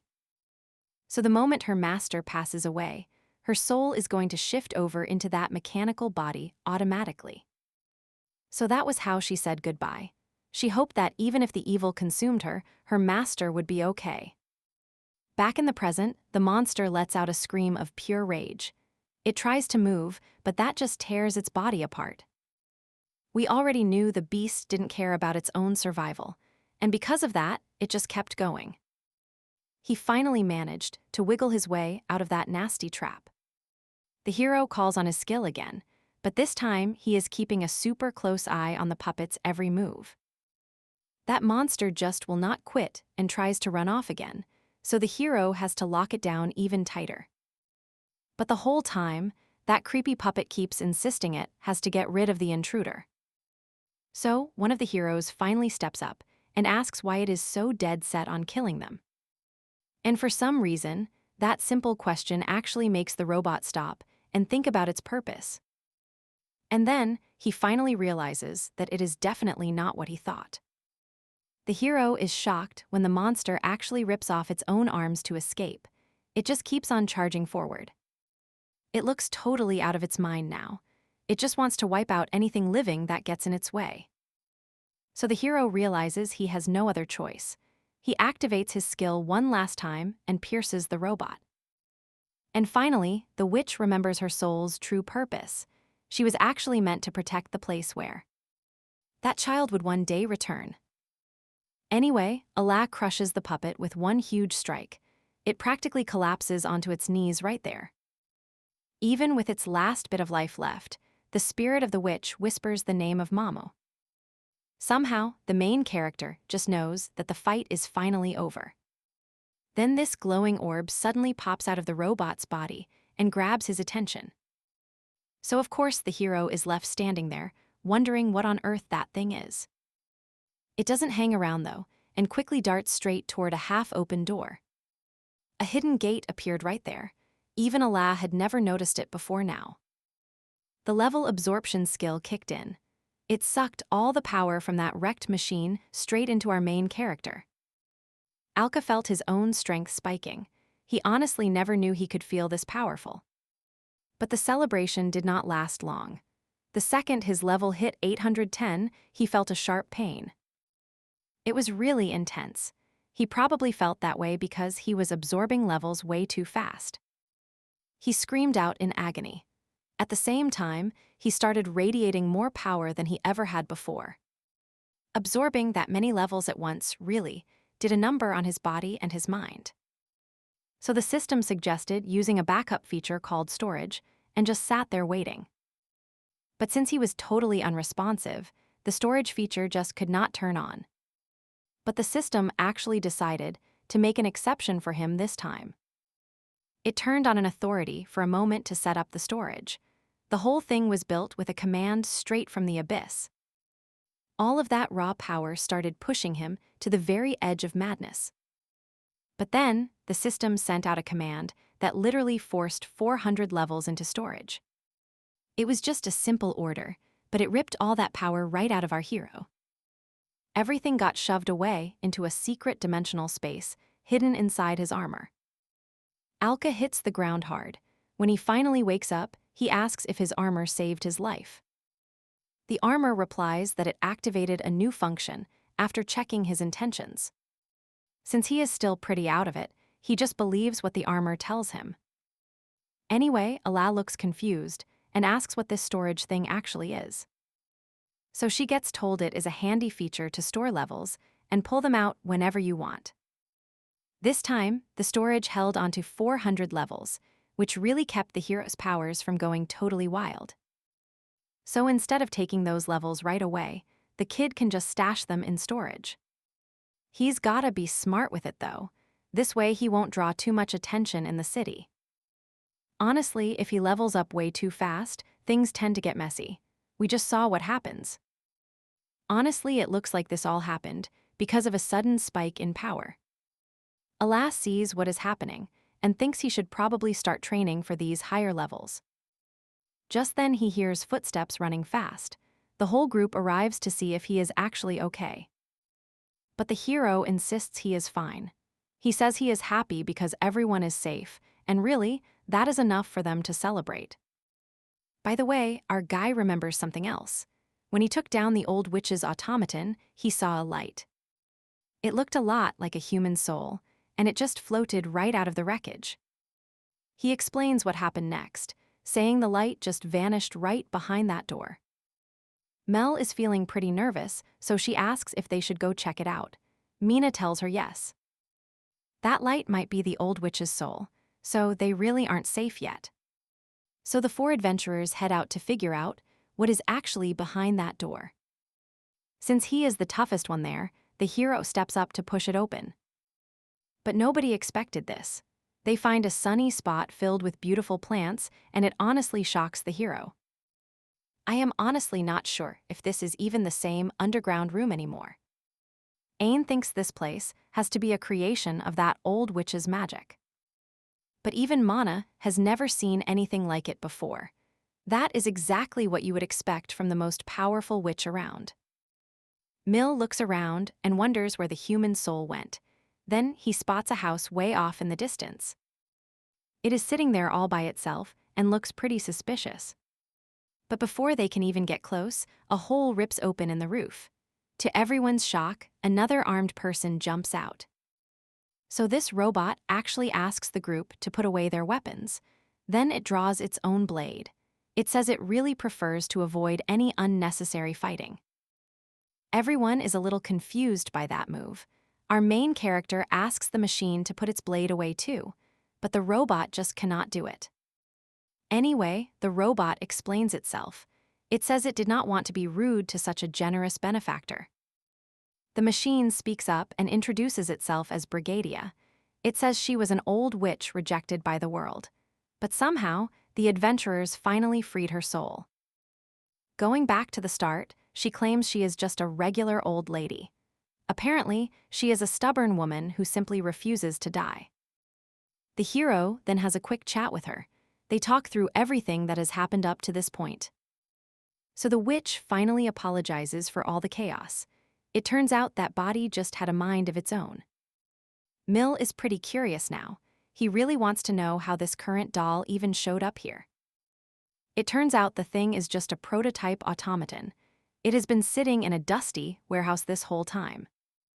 But it turns out that when the hero defeated it, another forbidden spell triggered right away. That really caught Mina and the others off guard. It turns out this is actually one of the 100 forbidden spells that the witch rejected. Basically, it is just a catch-all term for super powerful magic that you would never really see in the normal world. So the hero asks if that magic is actually running. The robot just nods and says, yeah, it is. To be exact, it's called Forbidden Spell number 95. It basically gives peace to any soul without a body. Because of this spell, even if the witch dies inside that workshop, her soul will just find another vessel. Maya watches Brigadia closely. It looks like she honestly hates living with this kind of forbidden magic. So she asks the witch why she doesn't just get rid of the spell entirely. But the word is that it is just not possible to do that. Honestly, there is no way for anyone else to undo this forbidden spell. She tries to clear up the mess by saying she would never use magic like that anyway. She tells them she is actually just another victim of this whole thing. Curiosity finally gets the better of the group, so Mina asks who cast such a wild spell. And of course, the witch drops the news that her own disciple, Mimu, is to blame. Turns out she just could not accept her own death, so she warped reality until even nature felt wrong. The witch knows her disciple is a bit of a fool. That is why she told him to just forget her.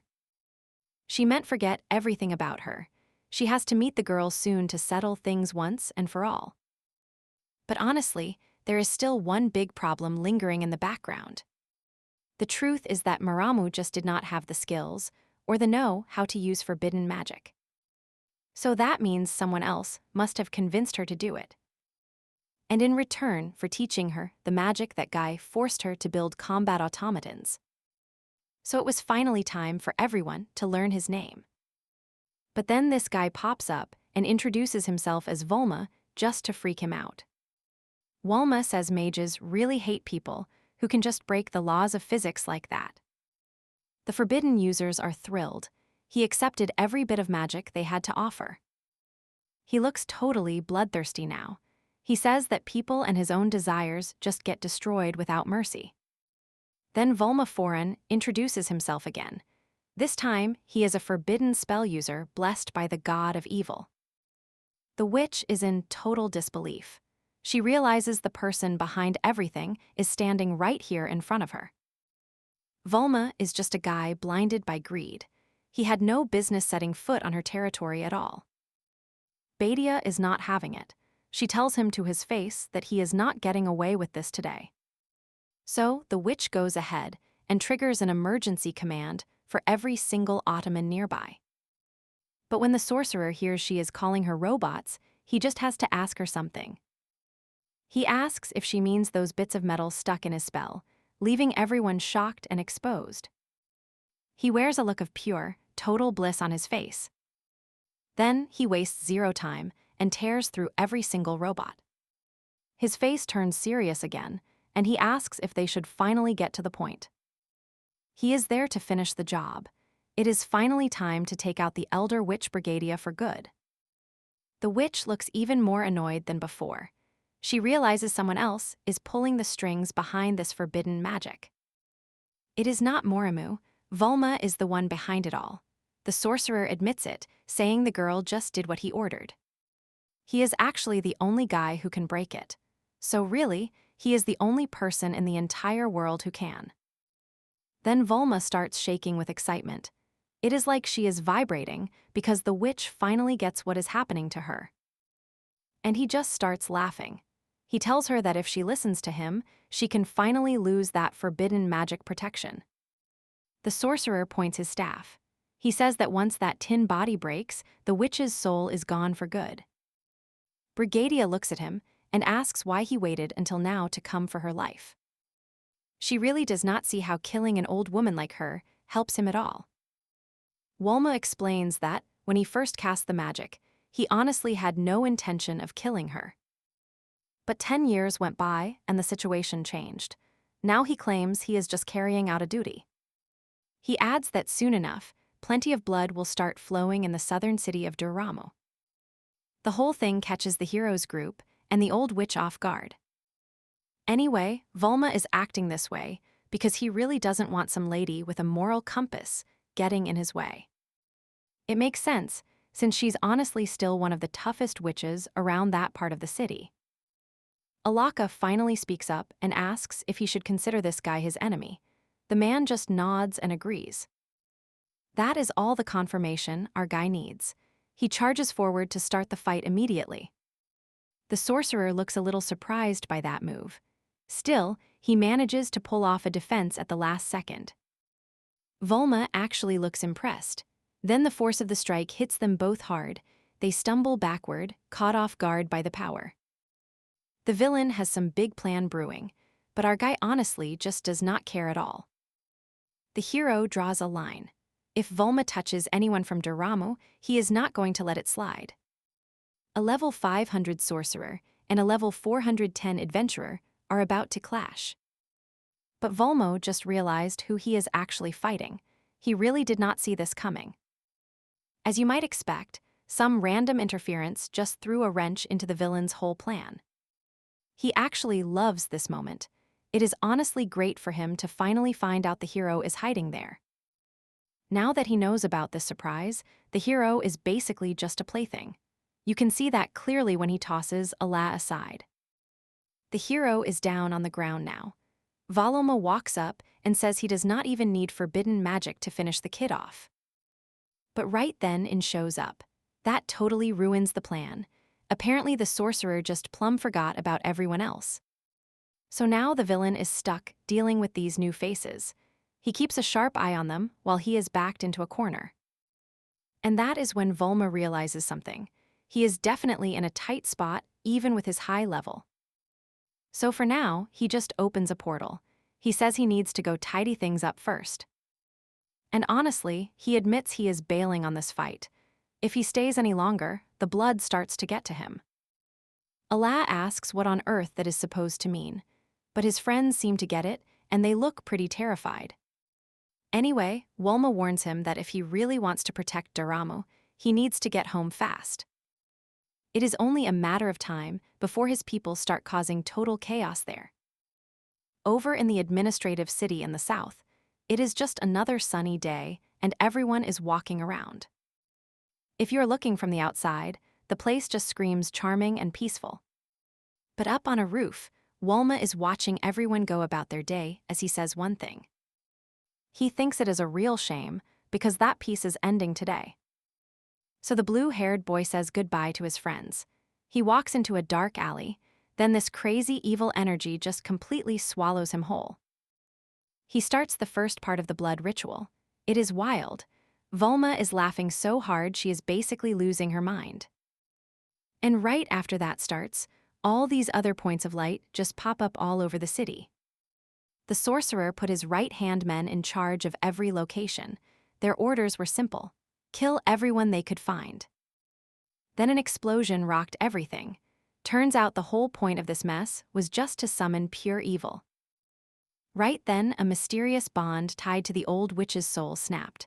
Part of her broke away with it. She drops to her knees in pure agony, which pretty much freaks our hero out. But she tells him not to panic, since Volma already tinkered with her curse. The bad news is that if her body breaks one more time, death finally catches up. The witch knows this is just normal. Plus, the curse only works within a certain area. Her old body had a strict rule that kept her trapped inside. It was carefully noted. But she is free in this body now. That means she can leave whenever she wants. The curse is totally useless. The big thing right now is figuring out what that sorcerer is planning. No feels a shiver when she remembers Volma is sending subordinates to Doramo. Based on what the witch knows about this guy, it probably isn't a lie. Suggests they head back to Doramo right away. They really need to stop this coordinated attack before it gets worse. The thing is, it is still pretty far away. Even if they leave this second, they just cannot make it in time. But then, the witch just looks at them. She asks if they have actually forgotten who she really is. Like Volma said, she is still that powerful ancient sorceress. Even in death, people are terrified of what she can do. Back in Doramo, things are not looking great. The situation got way worse in just a few short minutes. A man is curled up on the ground in front of the bad guys. He is begging them to spare his life. But then one of the guys in a spiral mask and black cloak walks up. The guy begged and begged, but those sorcerers did not care at all.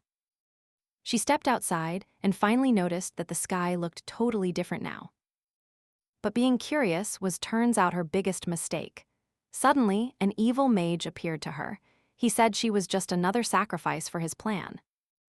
The mage started chanting a dark spell. It was so intense that the poor girl just cried until she passed away. He needed her to feel all that agony. It was actually the key to bringing his evil god back to life.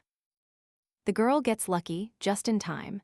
Our hero shows up and lands a punch that shatters the sorcerer's mask. He sends him flying back. Alas screams at Leela because she sees a spell headed right for her. Luckily, Mana shows up just in time to block it. People call this magic forbidden if the user is weak, but the girl just shrugs and says it should not be a big deal. Leela turns to everyone and thanks them deeply. It makes the hero feel pretty great about their choices. The witch speaks up next. She agrees that they were right to be so worried about Volma. After all, if they had killed her back, then nobody would have made it here using teleportation magic. The hero says thanks, but the robot tells them to skip all the formal stuff. Honestly, after everything they have been through together, they are basically friends at this point. During this whole disaster, it was super common for people to attack unarmed folks in really cruel ways. Then Gilly showed up. She knew you couldn't just walk away from this. She didn't waste any time and cut down 3 of the guys. She saved that person who was totally cornered. Seeing that go down made all the local citizens finally run for cover. So far, the enemies the old man took out have been between level 80 and level 100. He knew that amount of power was not enough to cause that much chaos. Then the guy responsible showed up and started clapping. He said he expected that much from the Sword of Salvation leader. Gilly was absolutely furious. He finally realized this was the guy who planned the whole thing. But you know how Volma is. She just gets a kick out of watching other people lose their cool. Anyway, he confirms what the old guy was thinking. He tells him straight up that he leads the blood ritual. The guild leader looks totally lost, so Volma breaks it down. She explains that it is all about hurting humans as much as she can before they die. His real goal is to collect all those curses and cries inside everyone. He needs a mountain of blood to summon that forbidden magic and start the ritual. So that is the dark secret behind this entire blood sacrifice. Since they are right there, the old man asks if he was the one who summoned that cursed monster too. But the sorcerer actually has to sit and think for a second to really remember. To him, it was just a side project to see how well the city could handle itself. He just smiles and thanks the old guy. Finally, he knows he is the strongest person around. So he realizes this is the spot. It is the perfect place to start the blood ritual. Gilly gets the message loud and clear. He takes a breath and starts letting his power flow. His eyes lit up with excitement. He told the sorcerer he was wrong and activated his ultimate skill. Volma just laughed at him. He pointed out the old man's level was still way lower than his own. So he yanked a weapon out of his spatial rift. He matched that guy's aura and told him he was way out of his league. But the old man just mentions that reinforcements are 15 seconds away. Obviously, VLMA is not having it. He did not really need to get it. Right then, Allah asked for 190 levels for storage. With that command verified, the owner saw his level jump all the way into the 600s. Before Wolma could even catch on, Allah was already right behind him for an attack. Back at the main scene, Ain is totally losing it and wipes out a bunch of cultists. He calls himself a justice adventurer, so he really cannot stand seeing anyone else get sacrificed. But here is the problem. He just does not have the strength to keep everyone safe.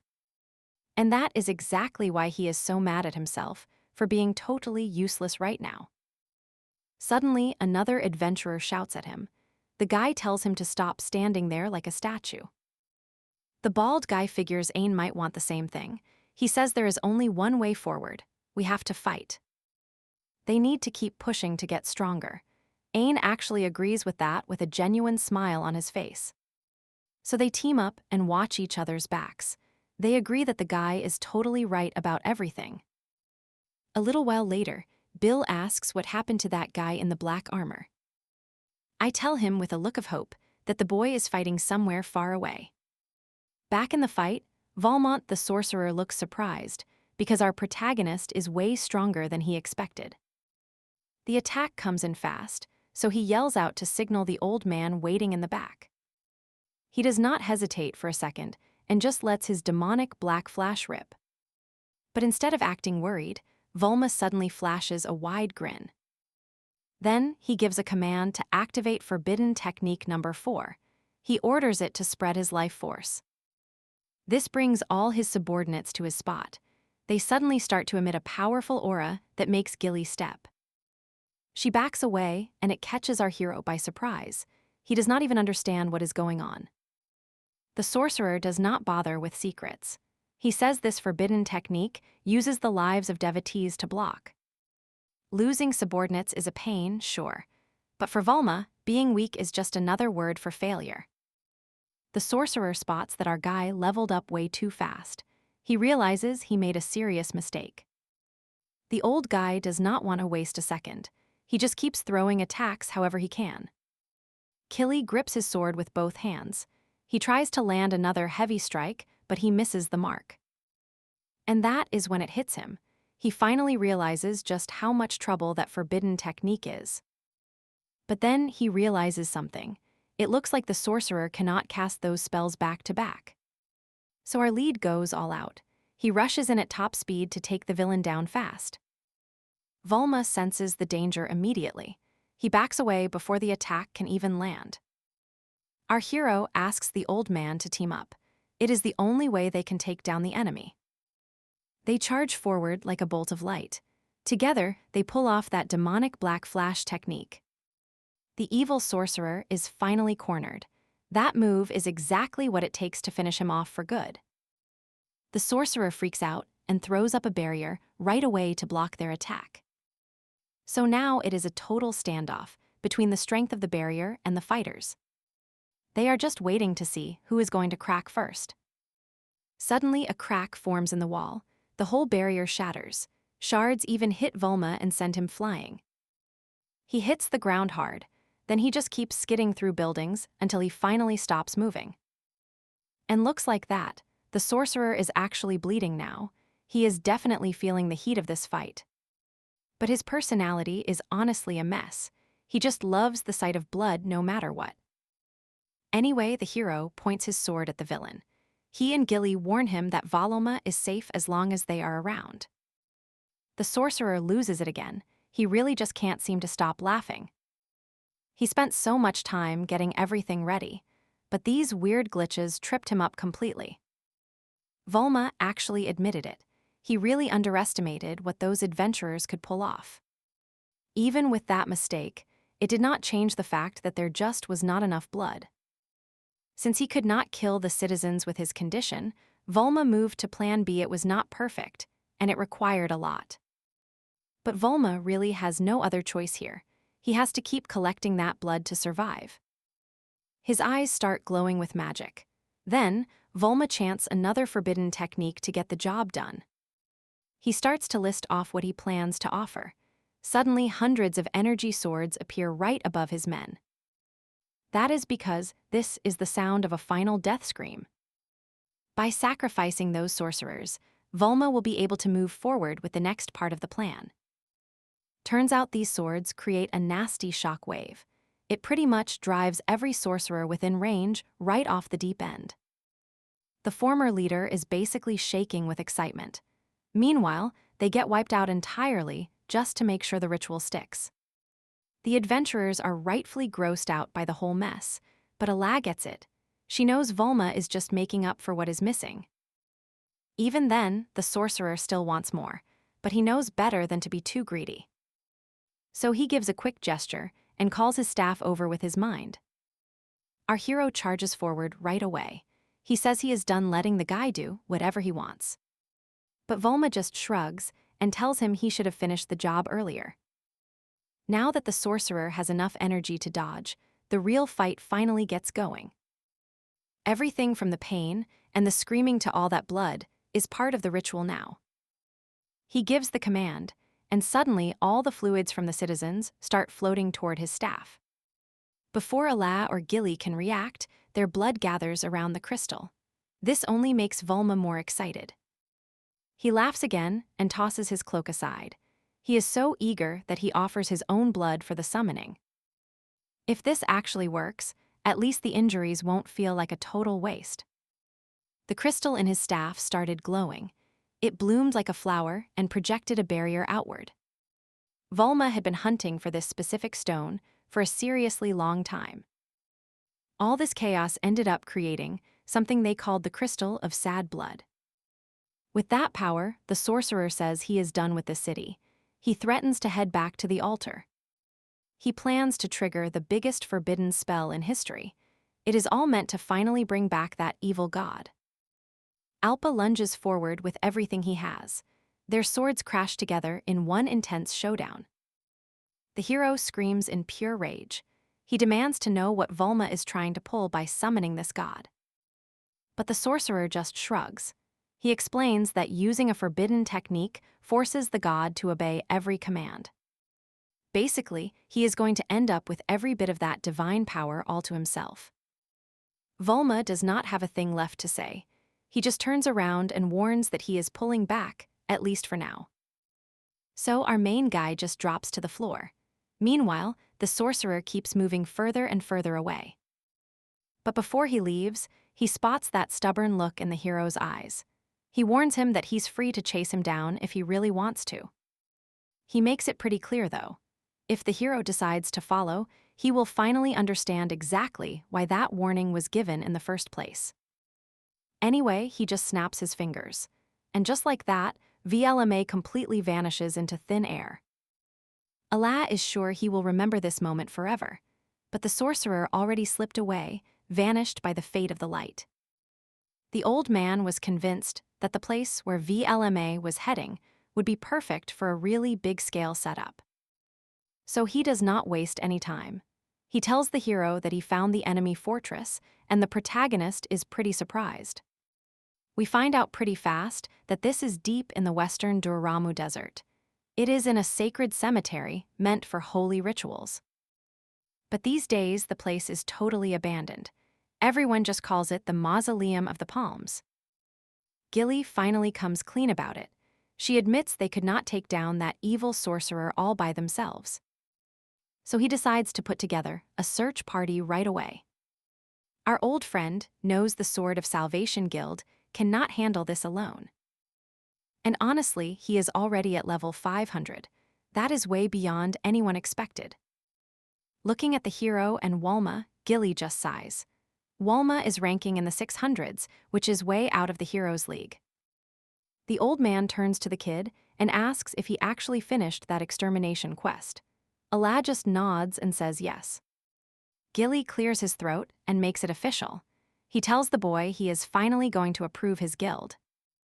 And just like that, he is set to get the full backing of the Central Management Council. Plus, the old man swears the Sword of Salvation has his back and will give it their all.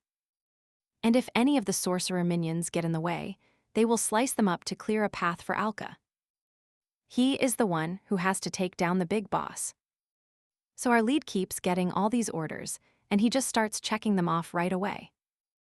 Oh, and the old guy finally asks if he has come up with a cool name for the guild yet. It honestly seems like our main guy completely forgot about that. It is such a basic thing to miss. Right now, Ala says she really has nothing on her mind. So, it is up to Amy to make the call. He mentions that the boy's friends have likely already spotted that spark of hope in the hero wearing black. And it is not just his current group that feels it. It is everyone joining him down the line too. So with all that in mind, the old man settles on a name for the new guild. He calls it Black Star of Hope. Maramu is hanging out by a lantern in a really quiet, far-away place. She looks ahead and feels a bit bummed out. Then she spots this giant mutant wolf with robot parts that honestly looks just like her. Right at that moment, word gets out that a whole group of adventurers is heading their way. She really was not feeling it today. but she made it clear that they need to get rid of anyone who keeps poking around. A person is walking toward the altar with small, careful steps. The long journey to summon the evil god is almost finished. After all this time, today is finally the day his fate gets decided. Bulma pulls out that crystal of sad blood he found earlier. This thing is going to be the main sacrifice. Now he just needs a summoner to start the ritual. As it turns out, he is going to handle that part himself. The only real problem is that it is going to take a bit of time for the whole thing to show up. Maramu says they are ready to keep the adventurers busy. That way, Volma can handle the forbidden magic in peace. So he shouts that everything is great. He finally admits that bringing the girl along was the right call after all. He does not waste any more time. Without a second thought, he places the crystal right on top of the altar. With a huge blast of energy, Volmer sticks around to see the evil god finally change.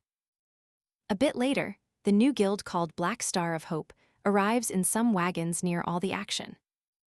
Mill mentions they managed to borrow a really nice carriage.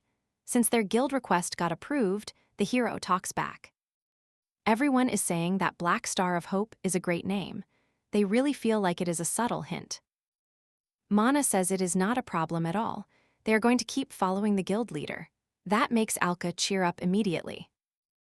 But then Ain reminds her that the girl is still part of the Sword of Salvation. That makes her feel pretty embarrassed. Suddenly, the carriage driver calls out to everyone. He says he can already see where they are heading. Everyone gets pretty nervous. We are still a good distance from the fortress, but they are all staring at the Mausoleum of the Palms. Legend says they could have just teleported there, but someone used forbidden magic to set up a barrier that blocks it all. Even the witch admits that the defenses inside are pretty tough. Niels gets super scared and screams at her friends to watch out. A group of masked sorcerers just popped up out of nowhere. The main character is totally shocked. Before they can even move, those mages start casting a forbidden spell together. He launched it right at the front carriages. They were totally wiped out. The enemies made their move. Someone shouted out a warning to the Sword of Salvation that they were under attack. So clearly, the only thing left to do was to head out there and help. I really had to put my foot down and stop the hero, though. He had some pretty strong adventurers on his side. Once the kid realized that, he figured it was just better to let them deal with the whole mess themselves. So, while a huge fight broke out behind them, the carriages that got through kept moving toward the mausoleum. Gilly was leading the Sword of Salvation as everyone got off the boat. She checked in to make sure everyone was doing okay. The main character said they were fine, so for now, they could finally put that whole mess behind them. Now they just needed to put everything they had into stopping that ritual and taking down Volma. Both guilds rushed inside at once. As soon as he walked in, our hero was actually pretty surprised. Gilly leaned in and told him to stay sharp. It is going to be tough to tell where the next strike comes from. The old man and our protagonist drew their weapons. Then they just stood there, waiting for things to kick off. They did not have to wait long. Some subordinates showed up from above, which is either good or bad luck. Alpha deflects every attack that comes at him. Gilly watches for incoming strikes and signals the first group to move. He really does not want our lead to stop now. The whole point is to get him to Volma. So the old man steps up. He handles the rest so the hero can just stay focused on what lies ahead. The first group of adventurers takes on the sorcerer's defenses. Meanwhile, the main group keeps pushing toward the center of the mausoleum. Ain mentions that forbidden technique to the hero. It sounds like the activation phase is already starting. It is pretty obvious they cannot waste any time fighting every single enemy here. So the kid just tells them to leave him behind if things get too rough. Allah hates that idea, of course, but Ain just smiles and promises they will definitely win. The boy finally speaks up. He says that everyone will just handle whatever problem they can actually manage. Another group of evil sorcerers shows up, but Mill notices they are not just in front. Some are hiding behind them too. Bill decides to handle the ones at the back. He grabs an auxiliary squad and charges straight into the fray. He laughs and says, standing around like those sorcerers is just plain boring. He tells the group he is taking the lead and jumps in to take down 3 enemies at once. Then the system pops up with a warning about some forbidden techniques being used nearby. Anyway, the hero just shouts that it does not matter. He says his level is more than enough. So he tells the old man that the path is finally open. The last frontline warriors keep running fast. Suddenly, Gilly dodges right as massive arms burst through the wall. Then a hole opens up, and it looks like some kind of terrifying beast is watching from the other side. That mystery fades pretty quickly, since a cursed creature decides to show its face right away. The old man notices something right off the bat. This thing is way smaller than the last one he fought. Suddenly, a crack rips open the ground. A bunch of smaller cursed creatures crawl out and jump into the fight. The Alpeterns try helping Gilly out, but Gilly tells our hero to just keep moving forward. Remember what he said a moment ago.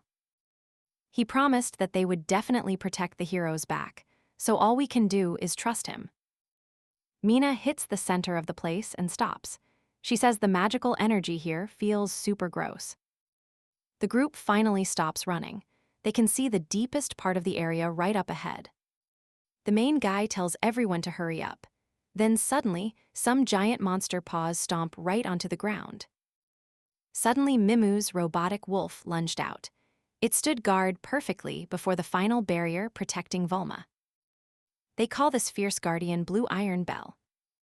The evil god was just about to manifest now. That girl was not going to let any adventurers pass. That beast lets out a roar so loud it actually blows wind toward Allah.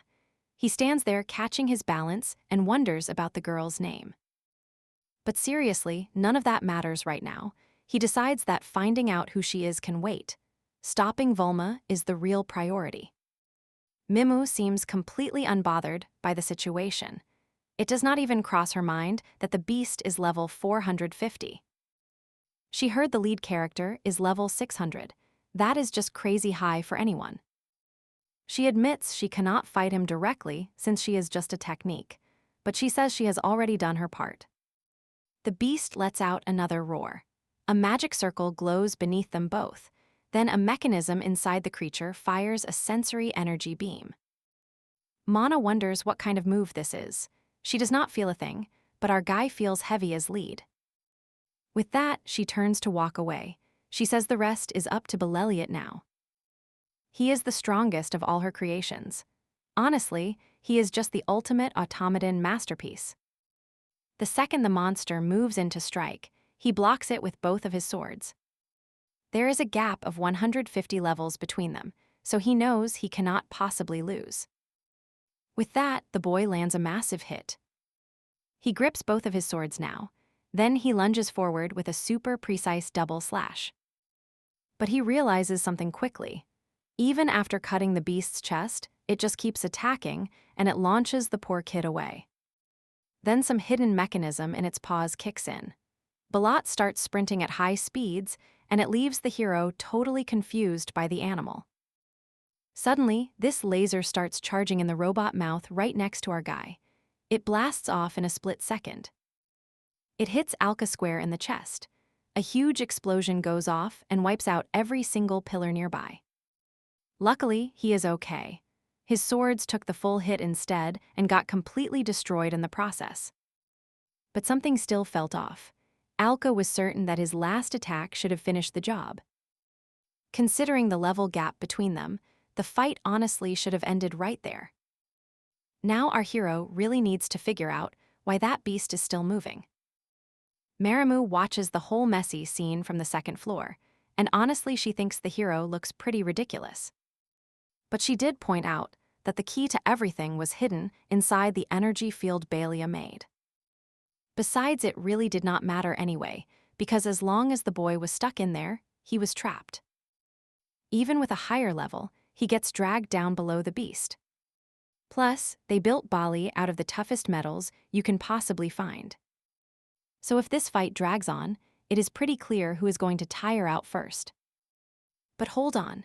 She reminded him that while they were busy chatting away, Kai was still on the run. That news hit her hard. Alab basically spiraled into total despair right there. So the boy reforged his gear. Then he charged straight at the monster. So Belelia is a level 450 monster. Naturally, the hero is the only person who can actually fight her. But if he keeps dragging out the fight like this, he is definitely going to run out of time. Anyway, the beast did not hesitate. She came at him with her full force all over again. Things were looking pretty bad.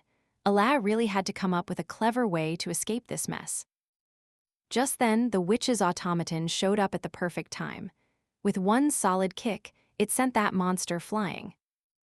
Even though it was a tough spot, Pragadia insisted on taking control of the situation, which was honestly bold. But the witch mentioned that our hero actually had much bigger things to deal with. Alcat looks pretty shocked that Brigadia sent Beleliot flying with such a simple move. Then she told him she really pushed her limits to get enough power for this fight. Anyway, she told him that was all the hero needed to know for now. Ala tried to push back, but he stopped when he turned around. He was totally shocked by what was right in front of him. Seeing that mess, Ain decided to just let it go. The protagonist beat him to it and suggested they get moving. He did whatever was possible to make it work. Alka took off to beat Volma with everyone cheering him on. He was finally back in the game.